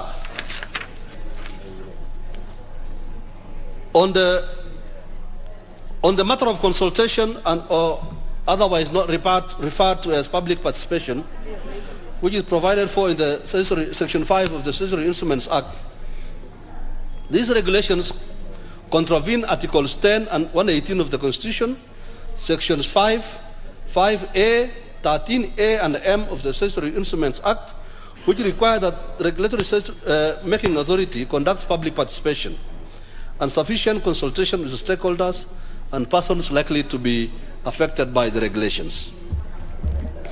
The annexed memoranda which was given to us, Mr. Speaker, to the regulations indicates that several stakeholders were consulted,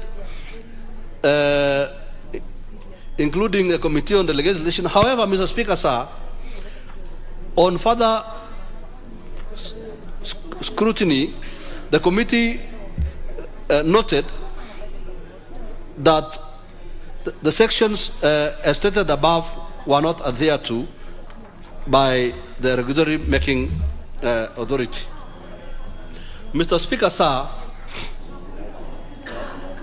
the Viashara Kenya Fund regulations further created an offense without attendant penalties and without references to any provisions of the Act, making it unimplementable.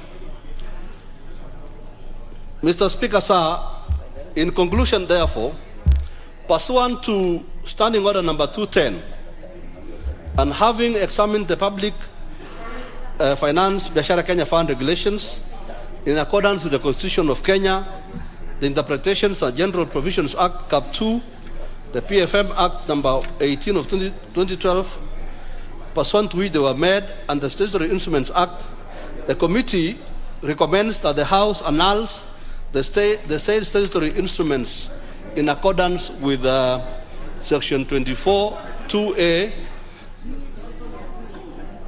of the Public Finance Management Act 2012, number 18 of 2012. Mr. Speaker, sir, I beg to move, and I ask my Vice Chairman, the Honorable Njagagwa, to second. I thank you. Honorable Njagagwa.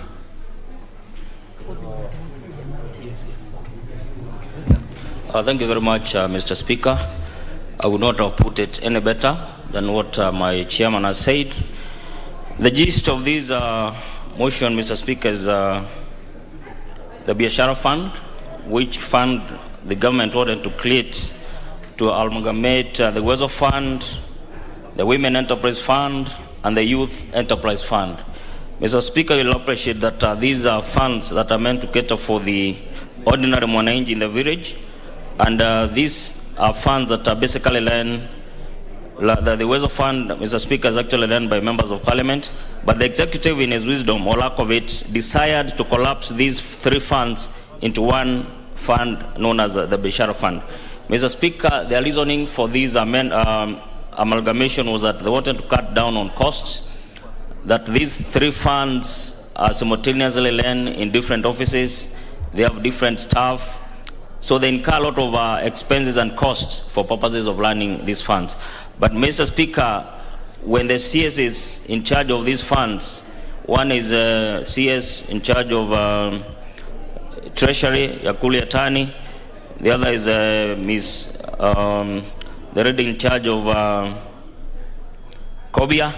When they appeared before us with their respective PSs, they outrightly ignored the members' questions. They actually evaded responding to our questions.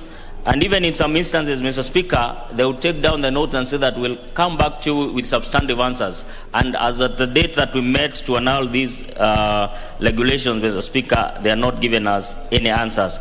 In our submissions, we thought that they were outright one, either ignoring the committee and parliament for that matter, or they were actually not interested in what the members, the pertinent issues that were raised by particular members of parliament. So in short, Mr. Speaker, we also realized that there was minimal public participation. The only body that they quoted having particularly consulted was a committee on delegated legislation. And these, and Mr. Speaker, these are funds that will impact on many Kenyans, the women, the youth, persons with disability, and they didn't care. They cared less whether they consulted them or not. That is a clear contravention of the Constitution, which behoves that anybody who is making regulations must particularly consult the people that will be affected by the regulations that they are making. But they found it not necessary to consult or get the input from those people. Mr. Speaker, having come to that conclusion, we felt that one, the executive really wanted to cut out the members of parliament in learning of these funds. And we felt them having not consulted widely, having misread the committee, and having refused to answer our questions, we felt that these funds, these regulations must, Mr. Speaker, be annulled in their entirety. With those few remarks, Mr. Speaker, I second. Thank you.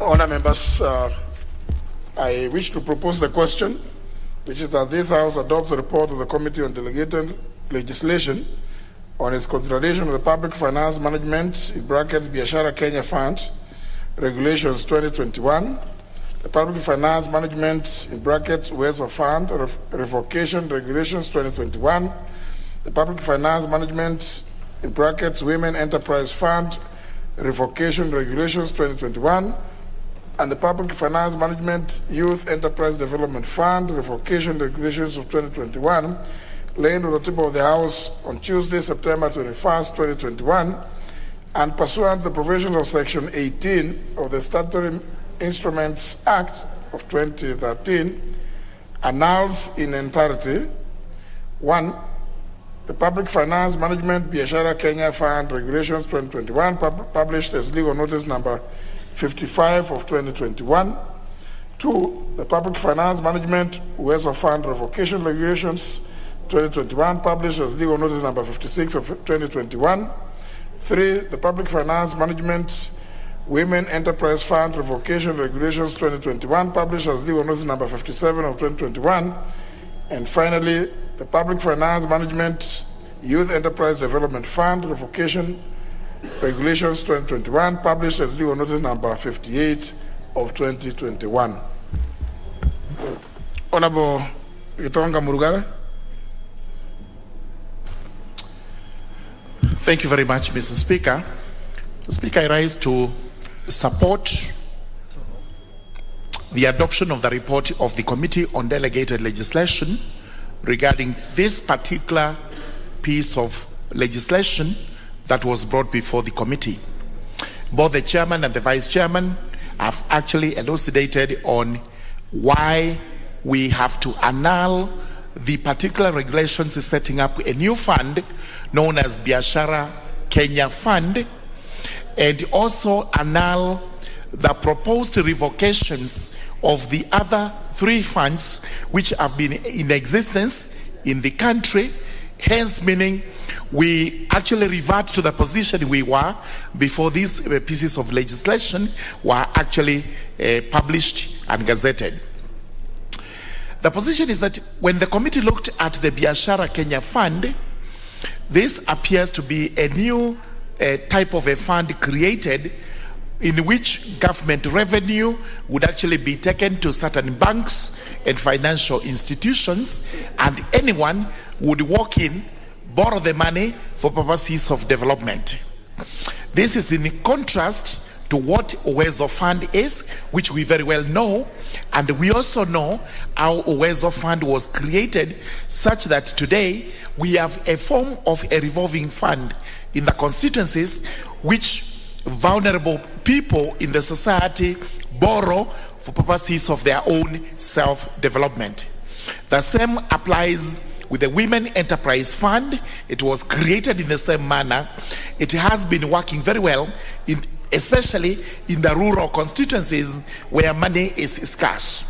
The Youth Enterprise Fund is not very well endowed. I think it does not work very well. And the government needs to relook at this so that we know why we have such a fund, and yet most of the time the youth is not able to access money that they can use for their own businesses and whatever else they want to do. The Youth Enterprise Fund, the Women Enterprise Fund, and the Uwezo Fund are actually examples of how we can uplift standards of people who are down the ladder, the downtrodden, the hustlers down there, those who do not have the capacity to actually go into a bank and borrow money. They are able to be assessed in a manner that is lenient, in a manner that is friendly, to access funds for whatever development they want. This Viashara Fund, in essence, was actually introduction of the numerous, another of the numerous trickle-down effect way of lending, especially through banks, such that whoever had money, whoever had capacity, whoever qualified would go to the banks and draw money meant for the vulnerable for their own development. Having looked at this and the reasons given in our report, it is clear that Viashara Fund may not be friendly to those people who are supposed to benefit from Uwezo Fund, from Women Enterprise Fund, and from the Youth Fund. This is one of the reasons that actually drove us to annul that piece of regulation and also annul the other proposed revocations so that we revert to the status quo which we have today, whereby we have the Uwezo Fund, we have the Women Enterprise Fund, and the Youth Fund, which we, as members of Parliament, have actually some control over, and which actually we ensure is disbursed in a manner similar to how we disburse CDF bursaries. With those remarks, I actually beg we support this report.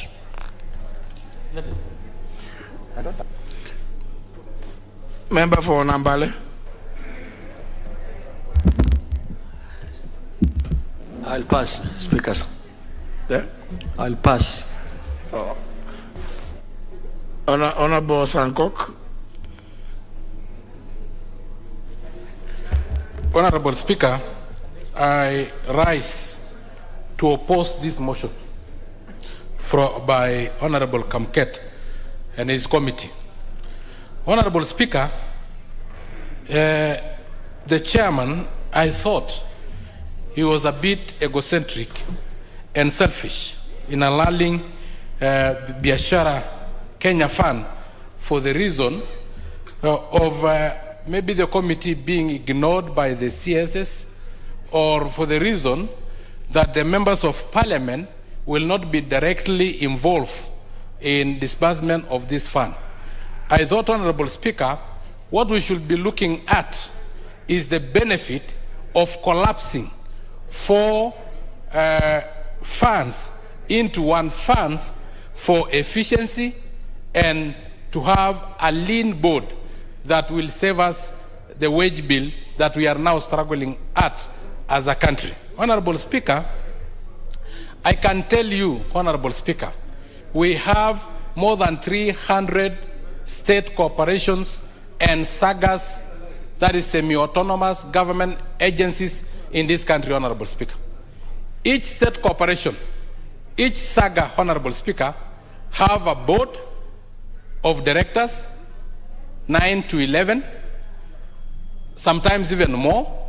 You have the CEO and the Secretariat, Honorable Speaker. Honorable Speaker, if you calculate the amount of the remuneration to the boards, to the CEO, and to the staff, Honorable Speaker, of each state corporation, and sometimes the same saga is doing the same job that the other one is doing, Honorable Speaker, it is massive wastage of funds, Honorable Speaker. Honorable Speaker, you find the same Women Enterprise Fund, the Uwezo Fund, the Youth Enterprise Fund, Honorable Speaker, all of them targeting the same population and doing civic education at separate location, Honorable Speaker, and spending money for civic education. Honorable Speaker, I was a chairman of a state corporation called National Council for Persons with Disability. And there is the National Development Fund of Kenya, which does the same job as the National Council for Persons with Disability, but with 2 boards. The National Council for Persons with Disability even have another 2 boards, the board of trustees and board of directors, Honorable Speaker. Honorable Speaker, you end up spending more than 50% of the money in these sagas for remuneration, for administrative costs, Honorable Speaker, against the World Bank requirement that you can only use not more than 15% for administration, Honorable Speaker. Honorable Speaker, I think if you collapse most of these sagas, Honorable Speaker, into one, Honorable Speaker, the administrative cost will be less. The efficiency will be more.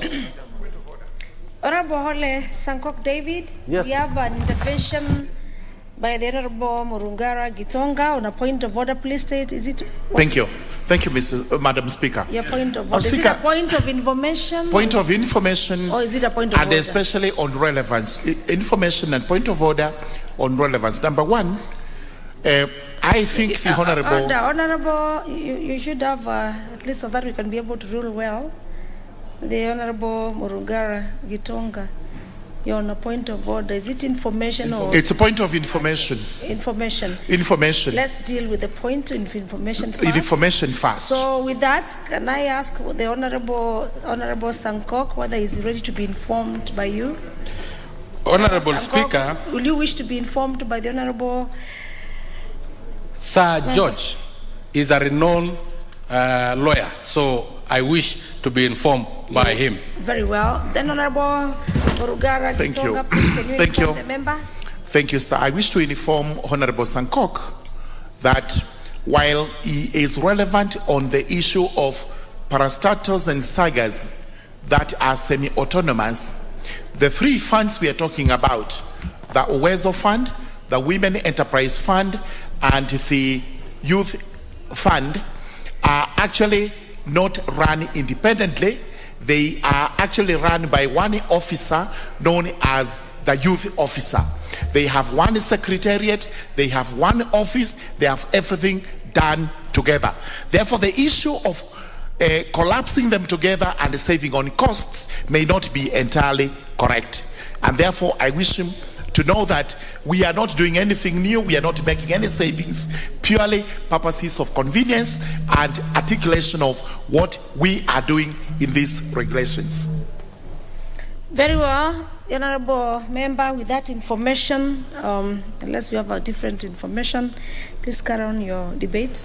Thank you very much, Honorable Speaker, but for the first time, Honorable Sir George Murugara is wrong, because I sit in the Committee of Labor and Social Welfare, and today we were just reviewing our budget policy statements, and I met with the CEO of the Women Enterprise Fund, I met with the CEO of the Youth Enterprise Fund, and I met with the CEO of Uwezo Fund. If you want me to tell you the names, the Youth Fund CEO, the Uwezo Fund CEO is actually a colleague of mine from my own community called Olengapiani. So, Honorable Speaker, I'm talking that you're from... not in acceptance with the information, and that the Honorable Garu, you've heard from the member that is not convinced by your information, it is always important for you to research.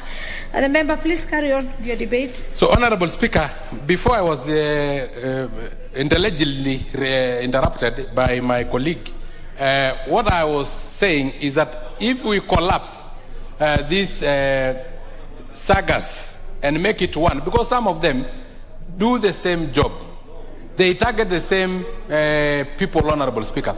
They give loans, Honorable Speaker, to the youth to jumpstart their businesses, Honorable Speaker, to the women, Honorable, to the vulnerable. And that vulnerable members of our society are three: women, youth, and persons with disability. All of them are targeting this particular group, Honorable Speaker. Honorable Speaker, administrative costs in this country have been too huge. That is why our wage bill is way beyond what is acceptable in terms of World Bank, Honorable Speaker, and worldwide.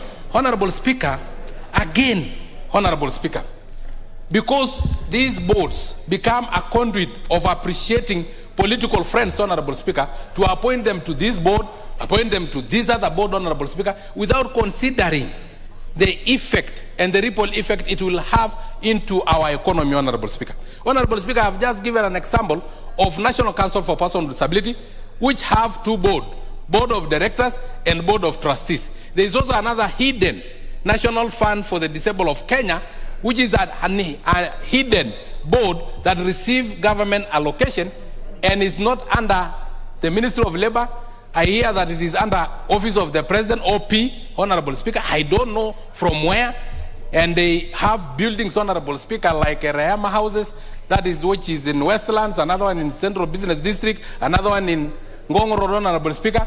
And I hear sometimes the patron is the President of this Republic, and it has been like that, Honorable Speaker.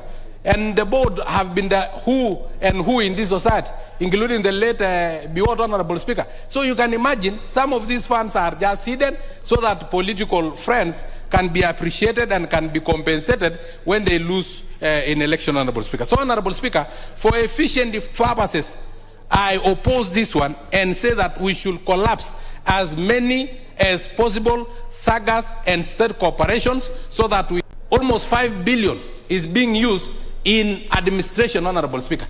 While if we had put it in maybe mobile money transfer through public-private partnership, let's say even Safaricom or Airtel, Honorable Speaker, it will of course 1%, less than 500 million, Honorable Speaker, to transfer this money to all the beneficiaries in this country, Honorable Speaker. But we are creating boards and board directors, Honorable Speaker, creating a huge source of eaters, a huge lump of potential eaters who eat the money that was intended to the beneficiary, Honorable Speaker. Lastly, Honorable Speaker, I can confirm without fear of contradiction that this is what we are discussing when we talk about the bottom-up economic model, Honorable Speaker. We want this money to go to the bottom of the economic pyramid, Honorable Speaker, so that it can assist the intended beneficiaries who are the lower people in our economic pyramid. But now, it is benefiting board of directors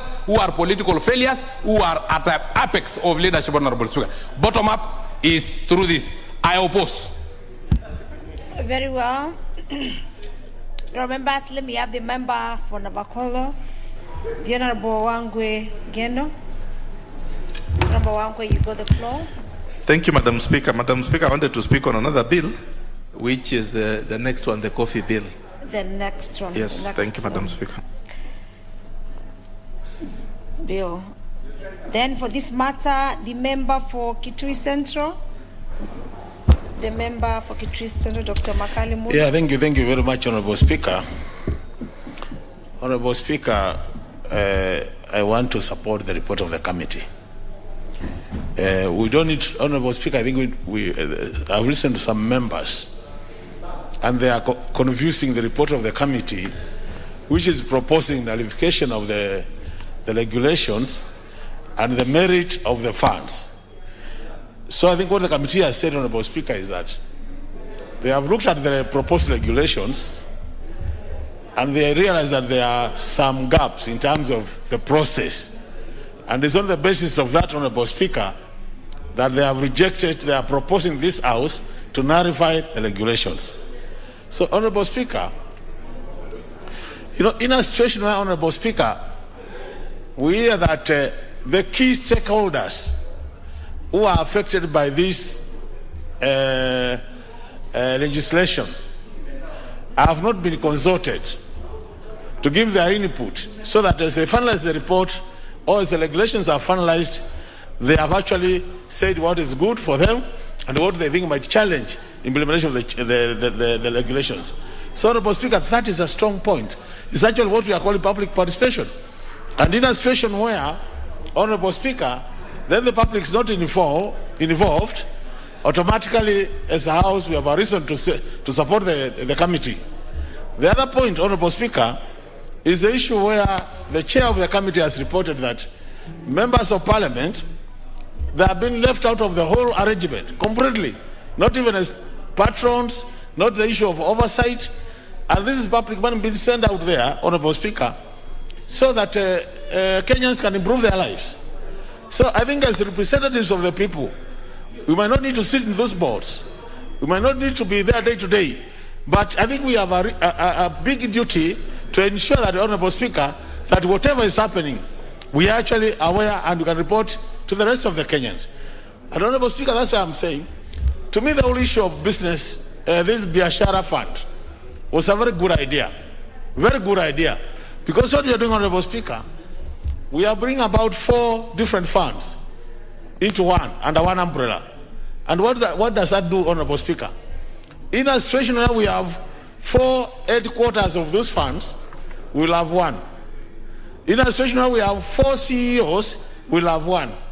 In a situation where we have several directors, they will be merged to be only one set of directors. And to some extent, Honorable Speaker, there is no way you can say in such a situation there's not going to be any saving. We know how much it costs to hire space in this city. I know the youth fund, they are actually at the Ronald House.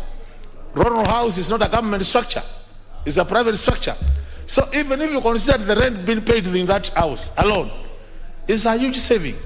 And if we are serious about bottom-up economics, then this is the time we said, merge these people, let this money reach Kenyans who are down there. But the challenges have been this, Honorable Speaker. And this is why we are saying to some extent, when people talk about bottom-up economics, they have to be very careful. These funds have been in this country for many years. These funds have been going direct to the local Mwananchi, but the Mwananchi has not been paid. So for me, the challenge is we want to give money to the Mwananchi without preparing them adequately through capacity building. So anybody who talks about bottom-up economics without capacity building, you are going to fail from the word go. That cannot be debatable. So the thing is, we need to prepare Kenyans for this. Kenyans have this attitude that when you get government money, it is free money. So I don't have to pay, I don't have to do anything. But I think really seriously, this regulation, what I would urge the chair to do, Honorable Kamket, is please, Viashara fund is important to this country, sit down again with the treasury, see how can we improve the regulations so that we give Kenyans chance to access these funds in a better way. But don't forget capacity building for those who are going to benefit before you release the money. Thank you, Honorable Speaker. Very well, and thank you, Honorable Makali Mulu, and of course for the very informed debate. And this one also brings us back to the point of concern by the Honorable Murugaru on relevance. Honorable members, for those who have just come in, we are on motion number 11 on the report on annulment of the Republic Finance Management, that is the Viashara Kenya Fund, the regulations 2021 and other related regulations. It's good for us to be able to debate from an informed point, and also let us also look at the issue of relevance of the report. Very well, let me have the member for Emuru Adikir. Thank you, Madam Speaker, for also allowing me this opportunity to make myself heard on this particular issue. Madam Speaker, I think the introduction of WESO Fund, the Viashara Fund, the Women Enterprise Fund, the Youth Enterprise Fund, Madam Speaker, was specifically meant to look at how our youths can access funds, not through very stringent means, but through means that, of course, obviously, they would be able to access this money without necessarily having so many things which banks normally ask for. Madam Speaker, remember, if you want to borrow a loan from any bank in this country, you must either have a title deed, you must either have a logbook, you must either have a very huge and a very good bank statement that can allow you to be monitored and understood whether if you are to borrow this money or to be given this money, you would be able to return it back. And of course, the interest on which this money is being borrowed, Madam Speaker, is so high, which of course the introduction of the Youth Enterprise Fund and WESO Fund and Women Enterprise Fund, and actually the greatest idea of introducing the Viashara so that we can collapse all these others, Madam Speaker, was geared towards assisting the youths who do not have bank accounts, who do not have title deeds and maybe logbooks to access this money and do business. Madam Speaker, it is only unfortunate that after the completion or the exhaustion of the money, which was around 6 billion, which was supposed or meant to have been for a runoff some years back, when that money was exhausted, Madam Speaker, there was no more money allocated by the Treasury to the WESO Fund account and the youth and all that, Madam Speaker. So that our youths who had understood there was some money in WESO Fund, Madam Speaker, have tried accessing that money and they cannot. And the biggest trouble that we have now, Madam Speaker, is that us who are, maybe because this fund was run at the constituency level, they are claiming that some people have taken that money. But Madam Speaker, it is good to know, or it's good to make it clear, that there has never been more allocations to this particular fund. And I think the introduction of the Viashara Fund, Madam Speaker, was intended at collapsing the youth, the women, and the WESO Fund into one entity so that we can be served from the same quota. But Madam Speaker, the reason I had actually supported the collapsing of all these funds to make one entity so that we can have one central point where this money can be dispersed. But Madam Speaker, there is a part in the regulations where if it is going to be on the Viashara Fund, Madam Speaker, then you have to meet just the regulations like when you're going to a bank. The introduction of these regulations, Madam Speaker, that if a youth wants to get money, then he has to have a title deed, then he has to have a logbook, then he has to have a very good bank statement. Madam Speaker, then we are reverting back to the bank issues.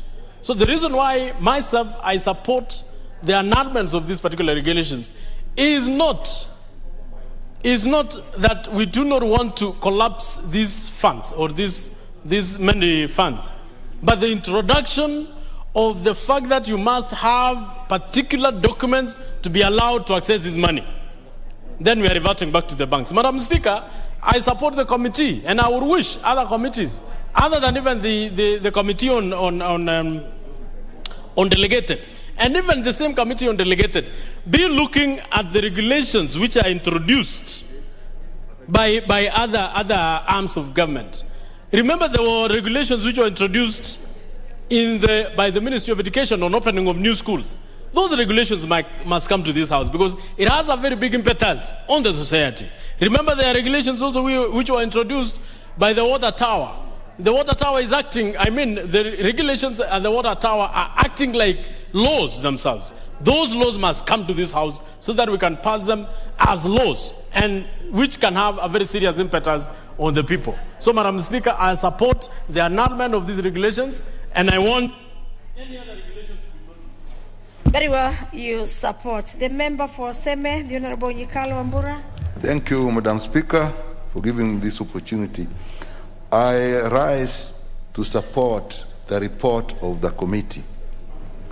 Madam Speaker, the main object of the regulations was to merge Uwezo Fund, Women Enterprise Fund, and the Youth Fund into Viashara Fund. And the rationale was sound, to reduce the administrative costs. That is extremely sound. But I think it missed a very important point. And the important point it missed, that all these funds were affirmative action funds that were actually meant to support people who have difficulty meeting bank requirements. That was the basic thing. But if the Viashara Fund was then going to be run through banks, then we are not going to meet that objective. I know this because I was involved in the implementation, actually the formation of Women Enterprise Fund, which had two components. There was a component that was to be managed basically through the structure of the fund itself, and there was a component that was to be managed through the banks. We had a problem with the components that were being managed through the banks because as much as the Women Enterprise Fund had money in those banks, when women went to get the money in the banks, somehow they were not getting it, they were discouraged. So that component did not work.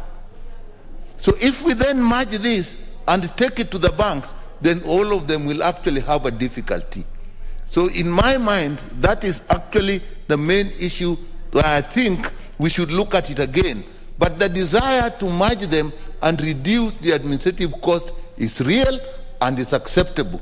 But even if you reduce that and you don't achieve the objective for which it was started, which is affirmative action for these people who are otherwise have not been bankable, so to speak, then we lose out on all that.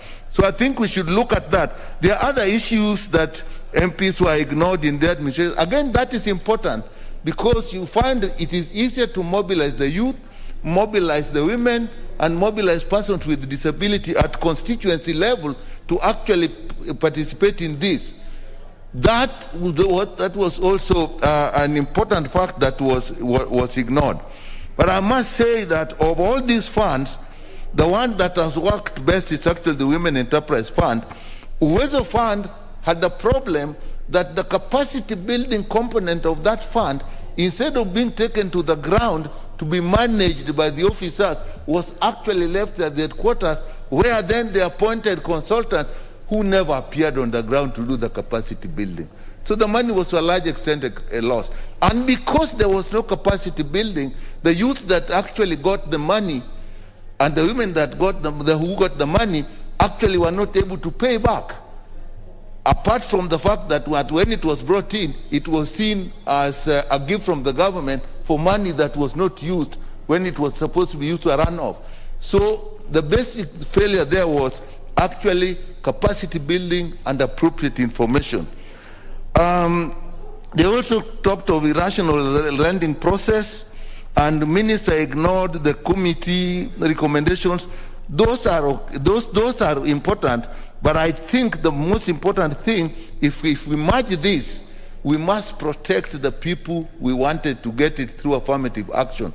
And we must look at how that, if you put it in Viashara fund and it goes through the bank, how the people will be protected by the requirements of the banks that are always prohibitive. With that, I actually support the committee recommendations and the committee motion on this. But we must look back and see how we can make these three funds work, because they are of enormous potential in empowering people on the ground. Thank you, Madam Speaker. Very well. The member for Mathare, Honorable Lodge Tom. Honorable Lodge Tom, you have the floor. Thank you, Honorable Speaker, and I rise to support this motion on the grounds that the idea of collapsing the WESO Fund, the Women Enterprise Fund, the Youth Fund is a welcome idea, taking into account the wage bill, the various bloated boards and secretariats that have to run this at a time when the country is facing an serious economic crunch. I think to this extent, the committee was spot on, and this requires to be supported. I also look at it from the perspective of Article 43 and 55 of the Constitution, and I wish to reiterate what my colleague, Honorable Nyikal, has said, which I think that the committee ought to look at. What was the philosophical justification and anchoring of a fund such as this one? It was affirmative in nature. And when you look at what Article 43 says, it says that the state shall take all steps, including affirmative action, to ensure that the young people have access to economic and social opportunities, to training and other facilities. So to merge these again and take it to a commercial entity as a bank, where they have to take it as a loan, then defeats the whole purpose for which this was required to be, which is affirmative in nature. And that affirmative in nature must be compared to other affirmative actions that have been taken for disabilities, for women, and other things. Imagine if you said that there was a requirement for women to have seats where they run on their own, but they have to go the extra mile again to face hurdles which in the first place you are trying to remove. The same applies to the persons with disability. Second point is that whereas I support in principle the merger of this, I have a concern about the anchorage. Where in fact should we anchor this fund? And I think that it being anchored in a piece of delegated legislation which can be degazetted or annulled by ministerial flat or by an amendment puts into serious question the commitment of this House and the commitment of the country on our economic, social, and cultural rights, taking into account that more prominence has traditionally been given to civil and political rights. Under Article 43, we now have the rights to water, health, education, and we have affirmative actions, all of which also revolve around this Article 43 issue. So I would suggest that a serious relooking as to where to anchor it be done. And this calls for a radical relook and possibly consider anchoring this either in statute or a constitution. The third point is the question of the 2.5 billion set aside, and which I support. But then again, let's look at the discretion that this places on the minister and compare it with other funds that we have. CDF, a similar amount of money, but we never get to realize in any budget the total allocation per every financial year. This is left to the discretion of the minister. Look at the political parties fund, the whatever, 0.25% or whatever it is that figure is.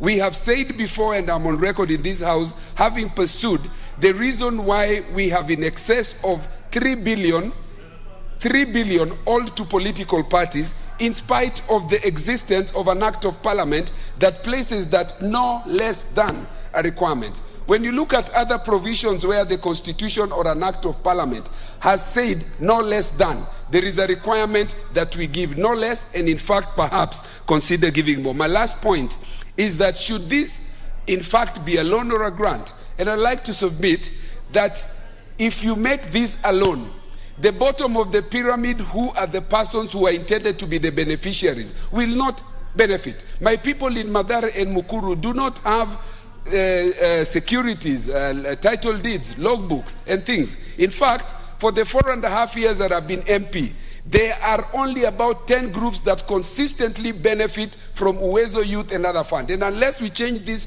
to a grant in the model of CDF of build and hand over, it will not achieve the same process. I support only to the extent of it being in principle a good idea to collapse, but I think there is need to radically look, see how to anchor it, and lastly, to put an umbrella legislation that talks about all.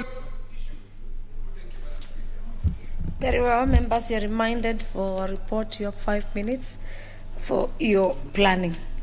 That is 5 minutes to make your contribution. Can we have the member for Dagoret South, Honorable Waweru Kiaria? Thank you very much, Madam Speaker.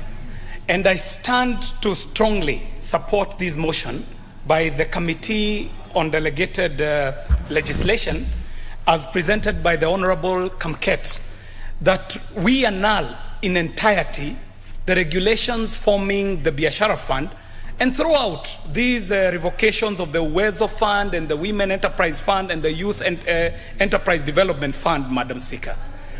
Madam Speaker, the gracious lady seated on the Speaker's seat at the moment does agree with me that I am totally associated with the matters that have been presented to this House today, in the sense that while I was in the youth movement, I was intricately and intimately involved in the formation of the Youth Fund.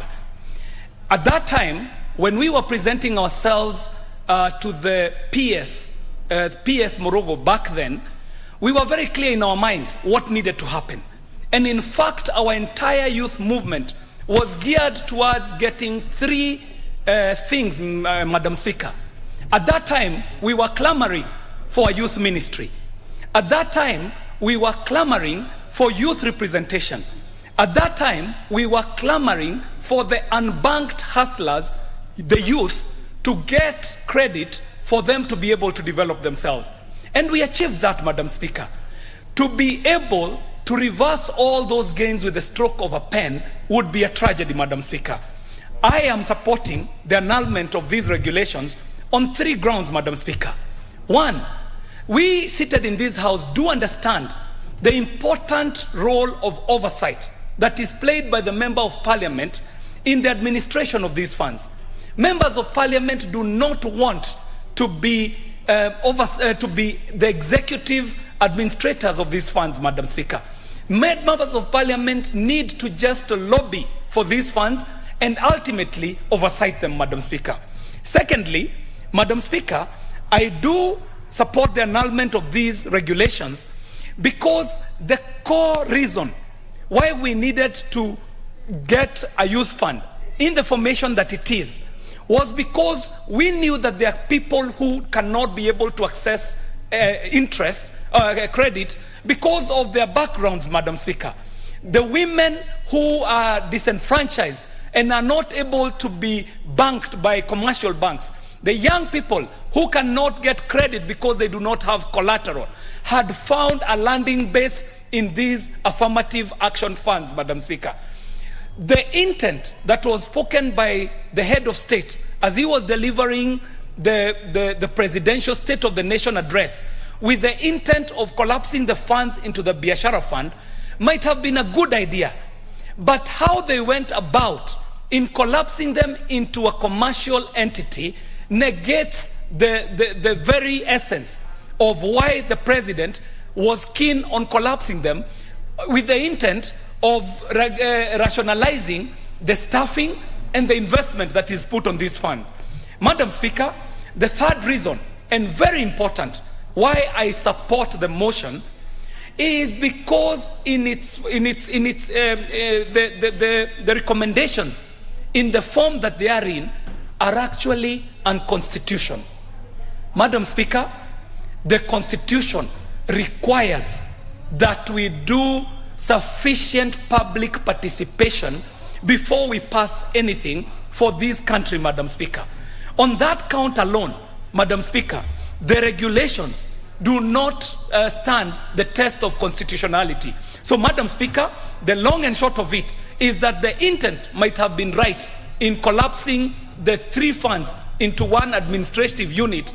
However, our people will stand to lose in a big way if we go about the business in the way that it has been proposed. So, Madam Speaker, I do support the annulment in entirety of these regulations and the formation of Viashara Fund as proposed by these regulations. Thank you very much, Madam Speaker. Very well. As you did say that the lady seated at the Speaker's seat or the Speaker, it is me. But how will I confirm that we were in the youth movement together? Very well. I confirm that we were there. The Honorable Member for Kwanza, the Honorable Wanyonyi Kevin, you got the floor. Madam Speaker, thank you very much for the opportunity. I heard the presentation of this, and I want to agree that I think that is the right thing to do. One, and it's very interesting, it happens in the other committees, Madam Speaker, when you ask the actual question, a relevant question, some of these executives cannot answer.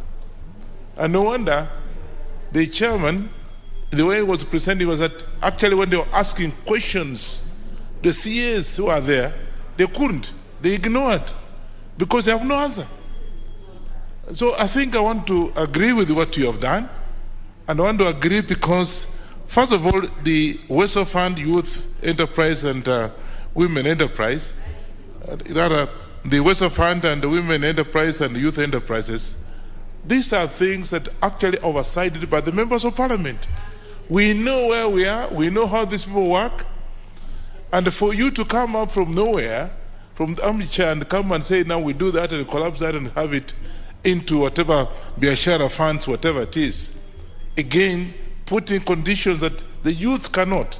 The youth of this country, that's why I'm having a lot of problems with the youth, because they cannot. But you see, as it is Weso Fund, all you need is to have a certificate of the group of the youth that have come together with one common agenda, and you get the funds, and it's paid back without a problem. Same thing with the women, same thing with the other youth enterprise funds. So therefore, I want to agree with the committee, and I think this nullification is quite good.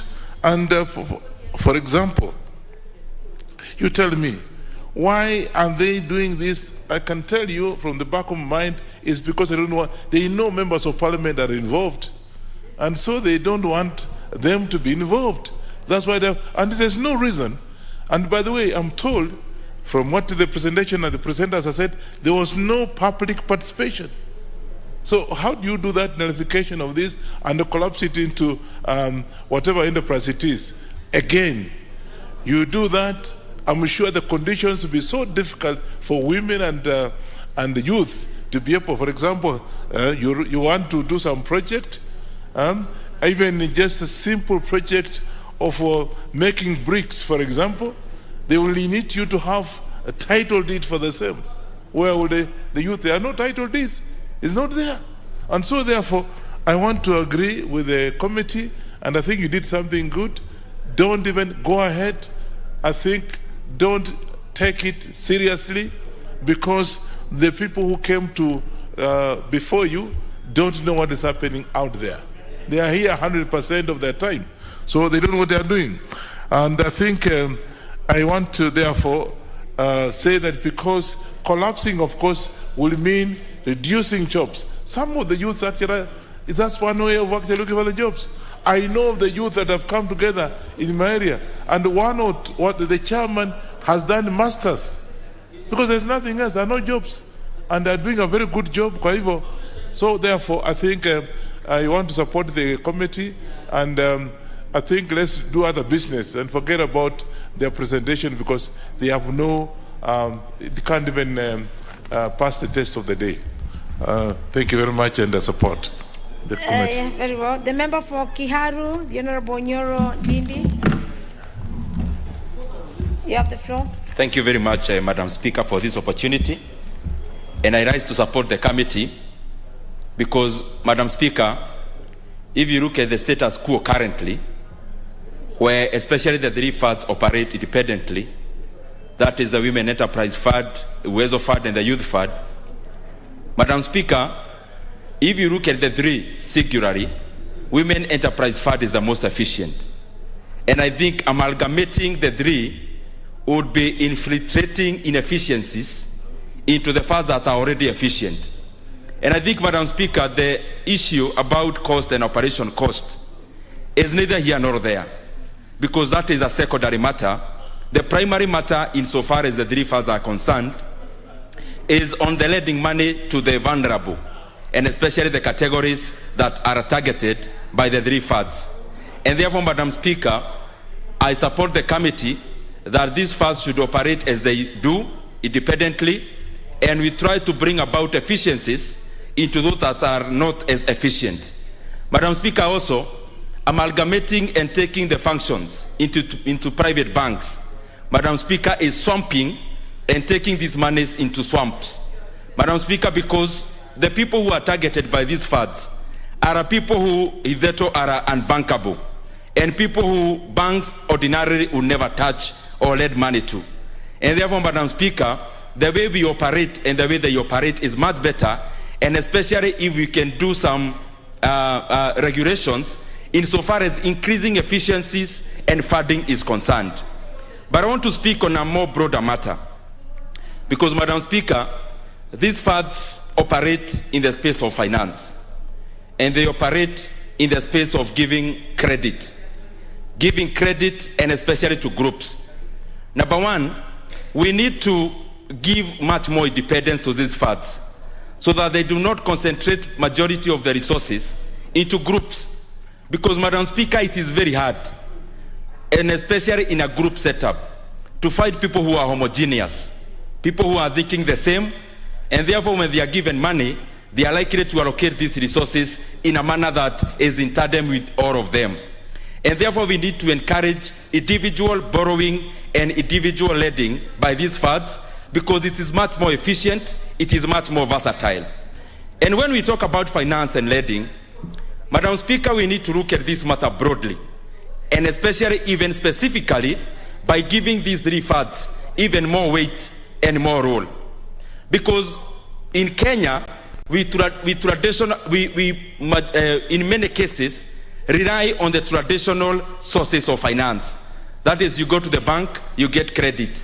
You go to Women Enterprise Fund, and especially when you can show the ability to pay, you are given credit. But we need to explore and even give these three funds the ability to be versatile, to be able to explore something called private equity. Madam Speaker, across the world, another big source of finance is private equity, where monies are invested in going concerns, and the funds or the people who avail the money, they are given stakes in these enterprises. The other one is VC, Madam Speaker. VC that gives money, and especially to ideas, incubating ideas into becoming real businesses.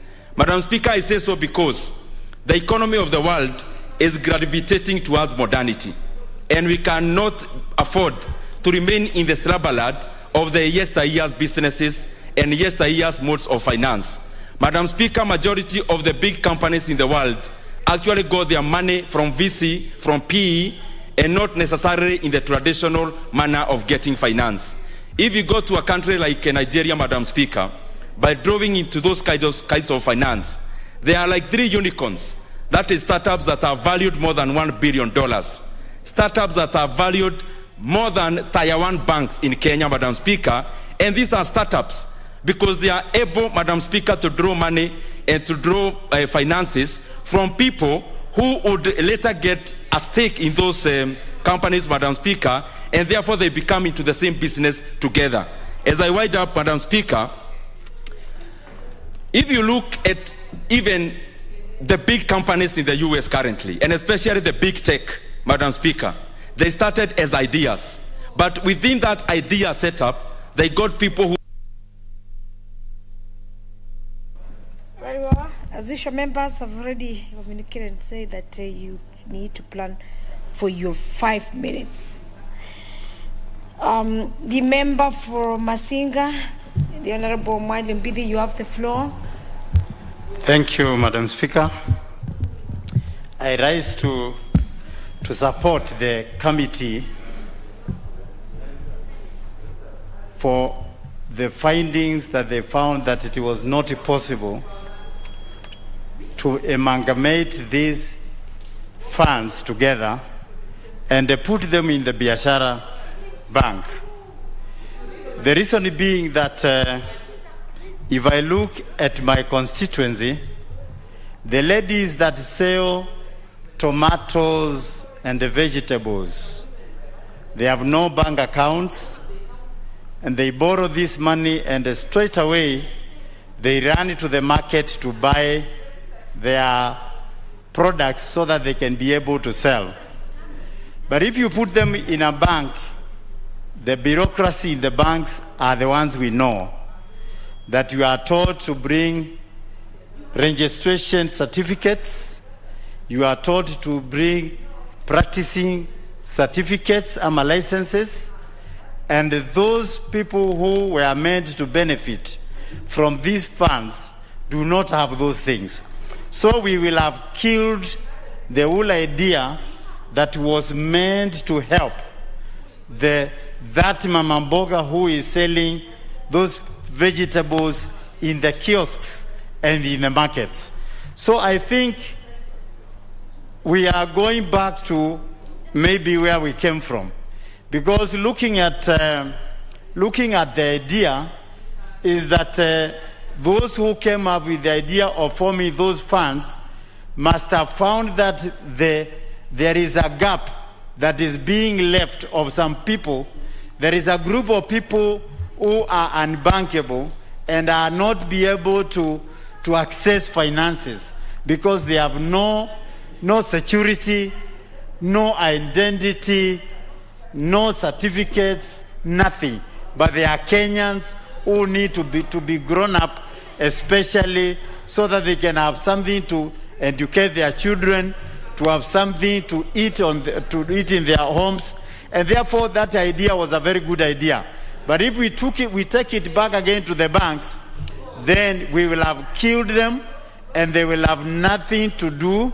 Even the markets that were built by the CDF initially will have to be closed because those women rely on these funds. You see, like the Weso Fund, the group is, some groups are of 10 women, and once they get the 100,000, all of them, they share the money, and each person goes to trade in his own way. So there is no way that they will be able to have money even to bring together and pay the loan.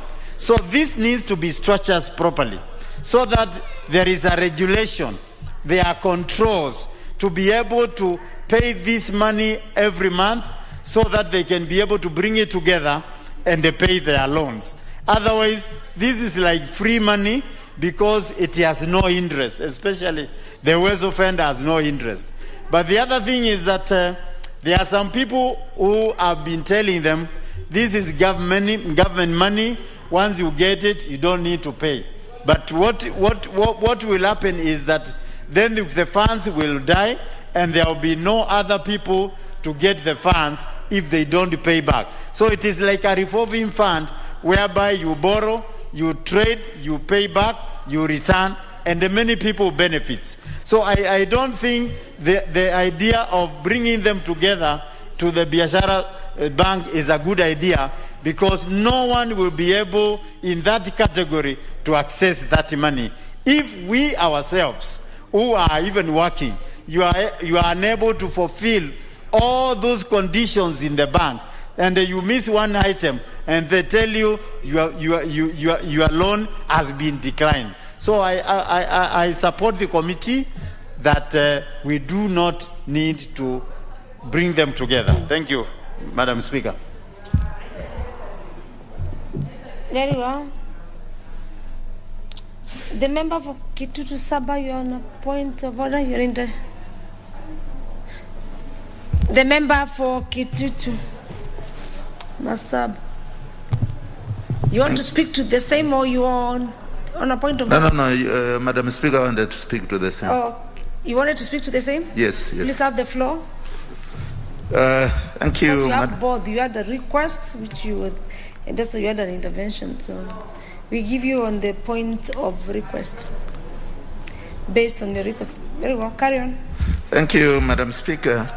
I stand to support the committee in their findings that we should not consolidate this Oweso Fund, Women Fund, to Viashara Bank. Honorable Speaker, to start with, it is crystal clear that really to access financial credit from these financial institutions like the banks, there are several conditions that will be required to be met so that you are able to access that facility. And in fact, Madam Speaker, it is very difficult, even for people who are working or people who are on a payroll, to be able to access this facility. To start with, you will require to have what we call security or collateral security to enable you to access this credit facility from the bank. Therefore, Madam Speaker, to actually consolidate the Oweso Fund and this Women Fund and the other to a financial institution, indeed, shows that if we do that, then majority of Kenyans, majority of those who are earning, who are doing businesses like the mamambogas, like the border guys, like even the guys who do taxi businesses, those people of the lowest cadre, it will be very difficult for them to get these facilities. Because, Madam Speaker, a Oweso Fund is actually people coming together and not necessarily those who have, this kind of securities that we have talked about. And once they are in a group and they are maybe registered, it becomes very easy for them to access money from the Oweso Fund. And as a result, they keep on rotating the money they receive in the small businesses that they will do, and gradually they would be able to grow. Madam Speaker, once they are consolidated and they know that at the end of the day, for example, if they have been given, let's say 50,000, 100,000, they are obligated to pay back. I mean that the money will keep on circulating, the money will keep on going round, and at the end of the day, they will pay back and go for even a higher credit facility. That would actually grow this low cadre of our society, and therefore it will be very easy for us to also assist them in their businesses. Madam Speaker, when you actually therefore look at the banks, as I have said, when you require security, you require property, you require guarantors, that bureaucratic process would not assist the ordinary mwananchi, whom the Oweso Fund and the Women Fund and these other funds that are not strictly, requiring the very many conditions would be able to thrive. Therefore, Madam Speaker, I entirely want to thank the committee for finding it expedient that they should not they should not consolidate these funds, only that those who receive the money under the Oweso Fund should be well aware that at the end of the day, they should be able to pay back, they should be able to repay, so that they create the revolving fund that would enable many others to benefit from the same. With that, Madam Speaker, I stand to support. You stand to support. The member for the nominated member, Honorable Barire Cecily. You have the floor. Thank you, Madam Speaker. Madam Speaker, I do rise to support this report by the Committee on Delegated Legislation. And being a member of that committee, let me appreciate the hard work that takes place in that committee behind the scenes, that is in the meeting rooms, the boardrooms. I must say that it's a committee that is led by very hard-working leadership, and a committee that is very cohesive across party divides. We've been able to do so much since I joined that committee last year, and so I really would like to support what it is they have done, especially in relation to these regulations of forming the Viashara Fund, and say that we as a committee have come with this decision because we realize that amalgamating all these funds into one major fund, and then it is managed through commercial banks, Madam Speaker, was only going to create the bureaucracy we were running away from the word go when the funds were created. Madam Speaker, we know commercial banks want to make a profit.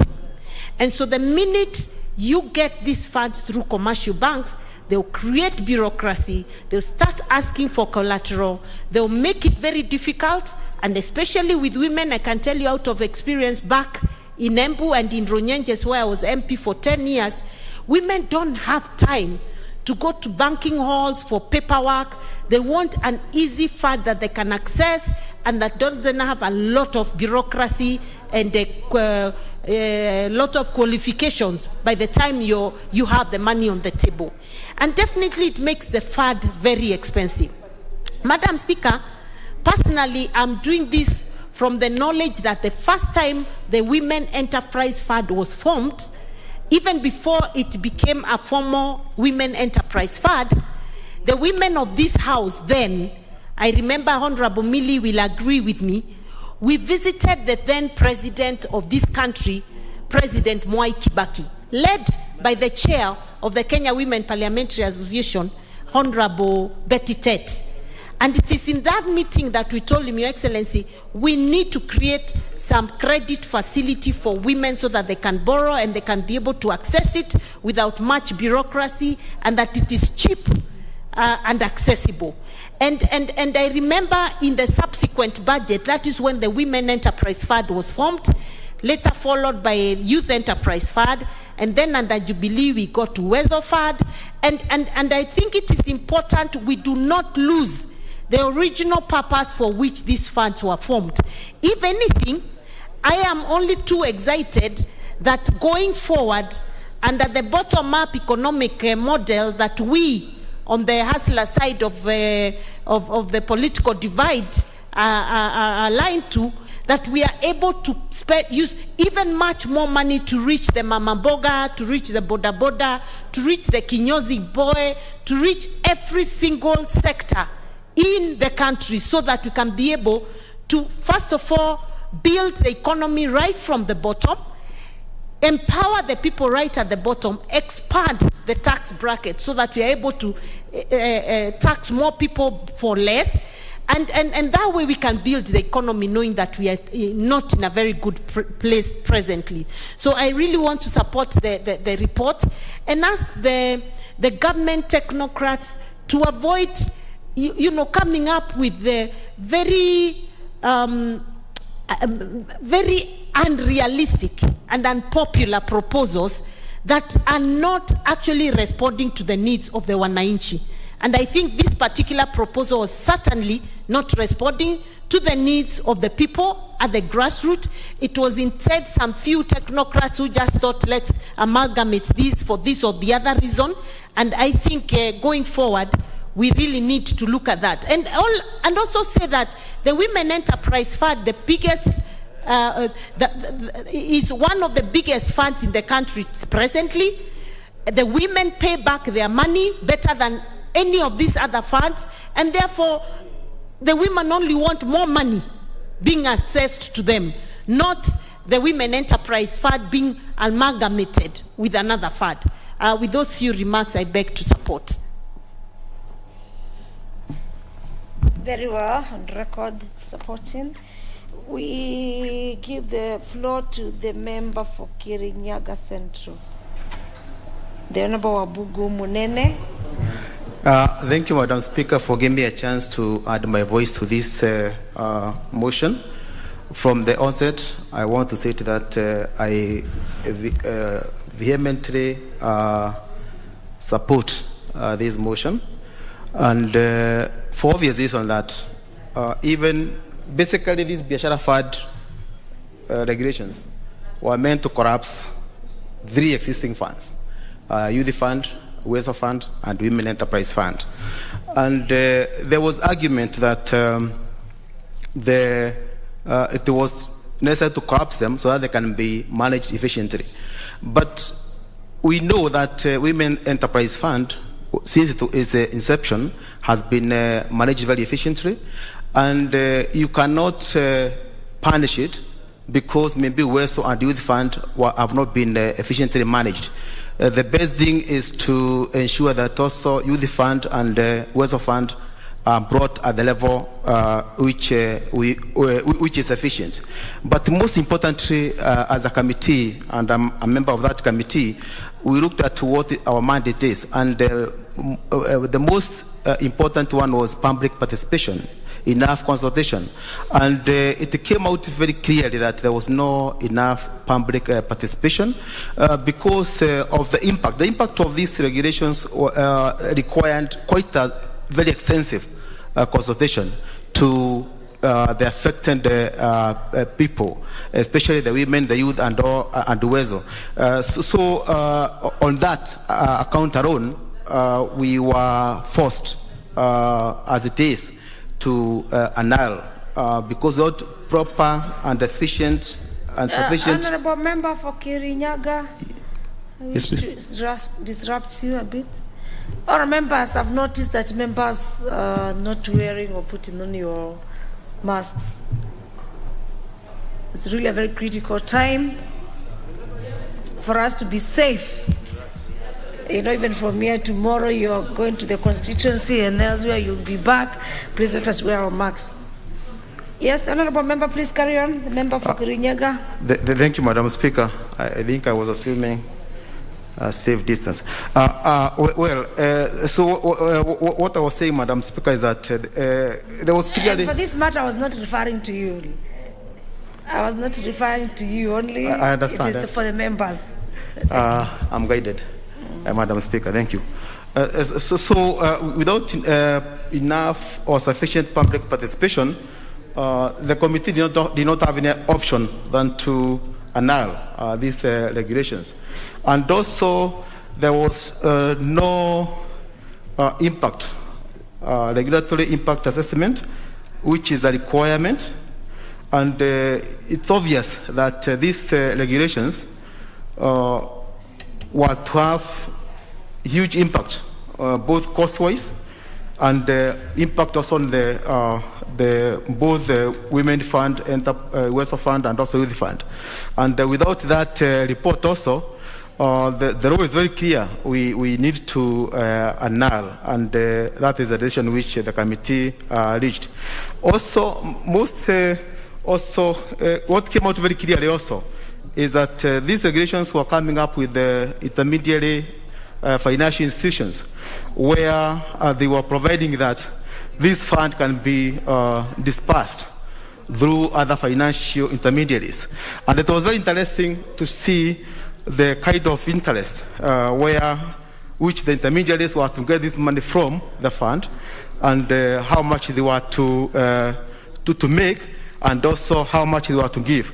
And bringing these all funds together was to making a very monolithic and huge financial institutions, which I think is not the intention, or it is not the intention of the existing arrangements, because these funds are supposed to reach very easily to the consumers. And Madam Speaker, there was also an issue of these regulations were coming up with creating some offenses without corresponding penalties. Which is also offend the law. So it's.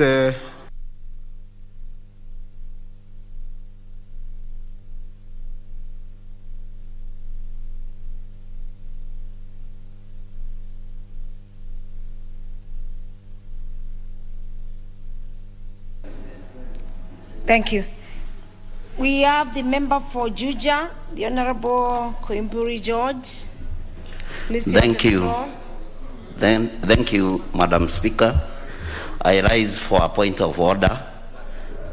As a standing order number 1995, the mover can reply because we are repeating one thing. Thank you, Madam Speaker.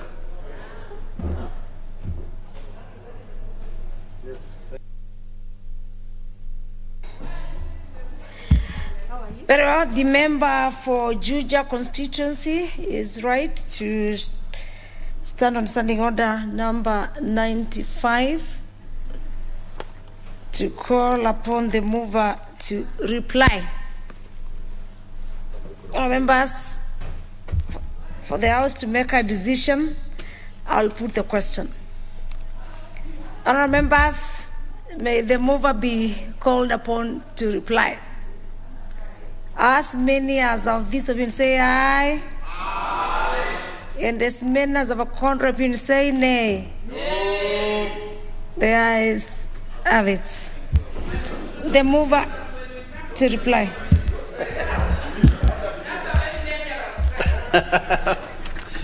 Madam Speaker, thank you very much. Madam Speaker, I want to appreciate the honourable members who have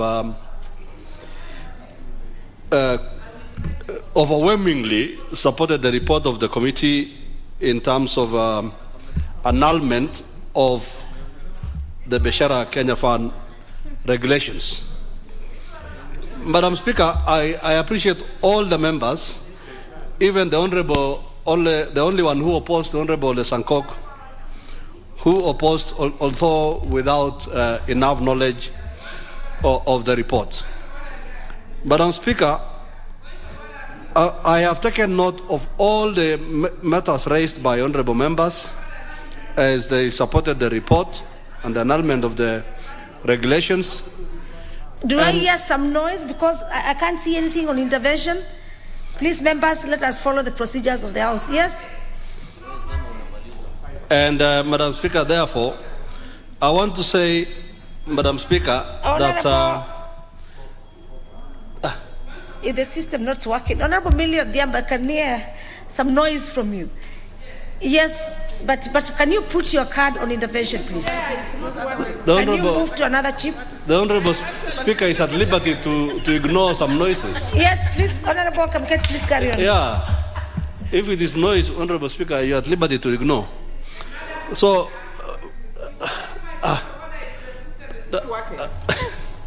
what's wrong with this lady? No, you cannot tell me what's wrong with me. Honourable Kamket, carry on. Yeah. So after hearing from her, we'll just ensure that. So, Madam Speaker. Yes. Madam Speaker. Thank you, Madam Speaker. But Madam Speaker, it is actually not fair for you to say you are hearing some noise. I'm a very senior and honourable member. I do not come to the House to make noise. I come to the House to contribute. The systems are not working, and I've already given the people in this to come and assist. But Madam Speaker, when a member raises an issue, even when you are not able to see them in the system, we are not mental to raise issues, Madam Speaker. Honourable and especially now when members are actually campaigning, and you can. Honourable Millie, as you continue, it is for us to be guided. Now that the systems are working, it is true that Honourable Millie Odhiambo is on a point of order, because my system is working. It is important, and there was no intervention. And now, point of order, can you put your point of order? Now the systems are working. Can you give Honorable Millie the mic? She has no point of order, Madam. No, she could be having a point, but let me get it from her. She is just admiring In me. fact, she's nearer to the sergeant at arms. And the sergeant at arms really helped her. The honorable member is just Honorable admiring Millie, me. use the next chip so that at least you can. Yes, the chip behind you. I want to tell her I'm not available. The chip behind you. The chip behind you. You can see you are being assisted. If Parliament. Thank you, Madam Speaker. Very well. Very well. Madam Speaker, first of all, thank you for giving me the opportunity. But now the honourable member on the floor for honourable member for Kamket has even raised a further point of order by implying that I'm admiring him. Madam Speaker, I don't think he's taking after Honourable Duale in the list of the members who want to claim that I'm admiring them. Madam Speaker, I don't think this guy understands that I went from Kenya to all the way to the south. I have an import. So how can I be admiring him when I have an import? But having said that, Madam Speaker, my original point of order was actually to this leader of majority, that Madam Speaker, in these difficult times, Madam Speaker, you do realize that I'm being very careful as a lawyer with the way I'm phrasing this. You do realize that members have different challenges, and the members who are committed to specific issues stay in the House. I just want to encourage the member that you will discover that even when you are raising that the mover be called to respond, there's probably one or two members who want to speak. And we have serious commitment and engagements. And I was here because of the Viashara issue and the children's, and Honorable Gladys asking me to support. But we are having multiple tasks, so could the majority leader just at this moment learn to balance and know who foot soldiers in this house are, so that you don't discourage members. Otherwise, he'll be finding himself moving bills alone and seconding. Thank you. Point taken. Point taken. However, it does not need to take you so long, Honorable Millie Odhiambo. It is important for the House to be a bit, yes, in order. You are already contradicting yourself, saying that the original point of order was not about the system. Indeed, it's true. I confirm the systems are working, but your point has been raised. The honourable member, Honourable Kamuketi, please carry on with the debate. Thank you.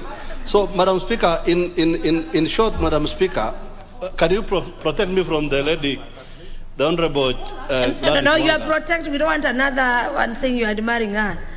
Or she's admiring you. You are protected. No, I'm sending.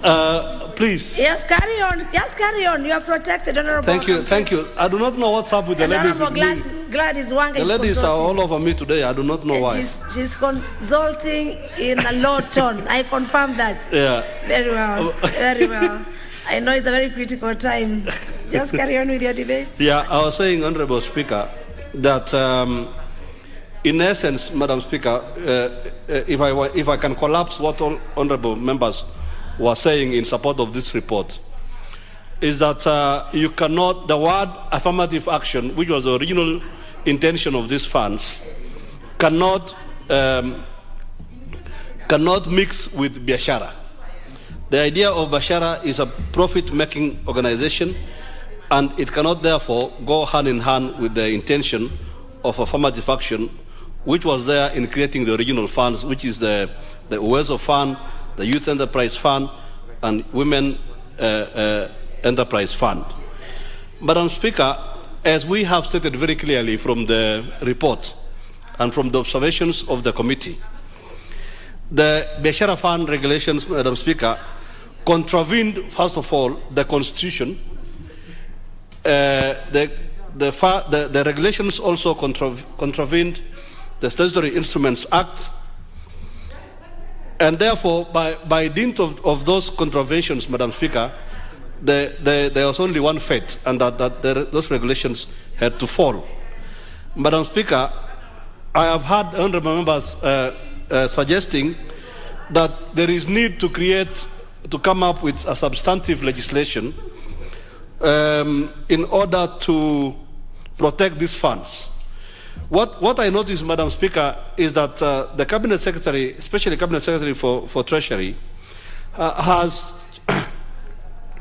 chosen the easy way in creating funds because of the provisions of the PFM Act, which allows the minister to create funds.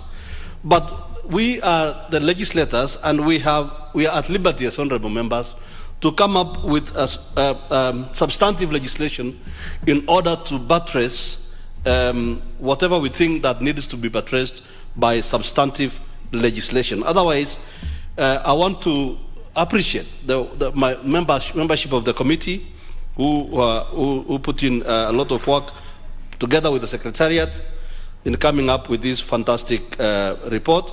And I want to appreciate, Madam Speaker, also the creation, the idea of the coming up with this particular committee, this ideal committee on delegated legislation. Otherwise, our citizens would be suffering a lot of injustices if we had regulations like this coming up without scrutiny of Parliament.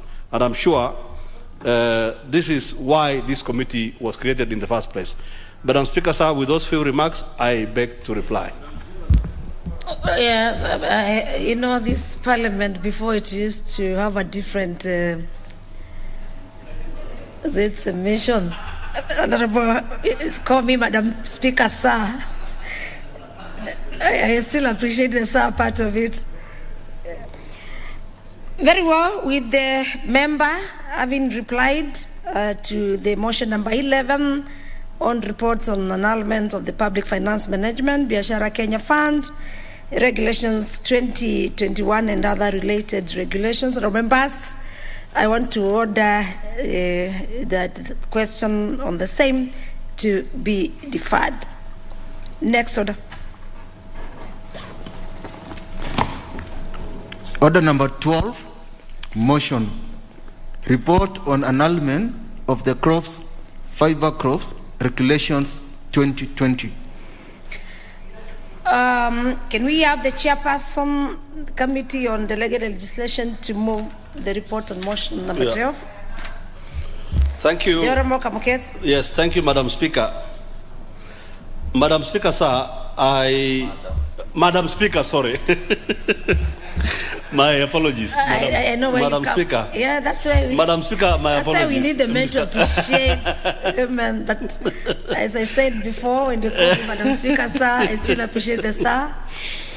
Thank you very much. I beg to move that this House adopts the report of the Committee on Delegated Legislation on its consideration of the crops, fiber crops regulations 2020 laid on the table of the House on Tuesday, November 17, 2020, and pursuant to the provisions of Section 18 of the Statutory Instruments Act 2013 and Standing Order number 210-4B, annuls in entirety the crops, fiber crops regulation 2020, published as legal notice number 120 of 2020. Madam Speaker, at the risk of being branded an annulment committee, this is another report calling for annulment of these regulations. The Cabinet Secretary, Madam Speaker, for Agriculture, Livestock, Fisheries and Cooperatives, in consultation with the Agriculture and Food Authority, published these regulations via legal notice number 120 on the 18th of July 2020. The regulations were submitted to the House and tabled and subsequently referred to the Committee on Delegated Legislation. These regulations, Madam Speaker, provide for guidelines in the development and promotion of fiber crops. Fiber crops, Madam Speaker, include sisal, cotton, and others. Madam Speaker, in pre-publication scrutiny, pursuant to Section 16 of the Statutory Instruments Act 2013, the committee held pre-publication consultations with the Regulation Making Authority and also post-publication scrutiny with the same authority. Madam Speaker, As stated earlier, the purpose of these regulations provide for application, processing, procedures and forms for fiber crops by setting procedures and conditions for registration, licensing of dealers of fiber crops, as well as issuance of licenses, among others. These regulations furthermore seek to consolidate the regulations that relate to sisal and cotton, which were previously regulated by different regulations. The ministry indicated that the regulations were to protect consumers in fiber crops industry through setting the standards for fair trading and marketing in fiber crops and fiber products in Kenya. Madam Speaker, in our observations after those consultations, having examined, Madam Speaker, the Fiber Crops regulations against the Constitution, the Interpretation and General Provisions Act, the Statutory Instruments Act, we came up with the following observations. Number one, on the matter of statutory timelines, the regulations were published in the Gazette on 18th of July 2020, submitted on 5th of August 2020, and laid on the table of the House on the same day, being within the requisite statutory timelines under Section 11 of the Act. On the matter of consultation and public participation, Section 5 of the Statutory Instruments Act, Madam Speaker, the regulation-making authority attached copies of stakeholder forums held between themselves and stakeholders in the sisal and cotton industry.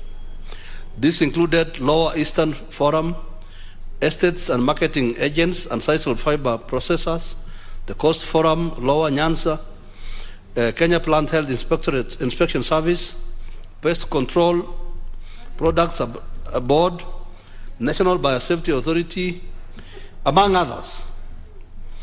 But however, most of the committee observed, Madam Speaker, that most of the engagement forums were conducted in 2014.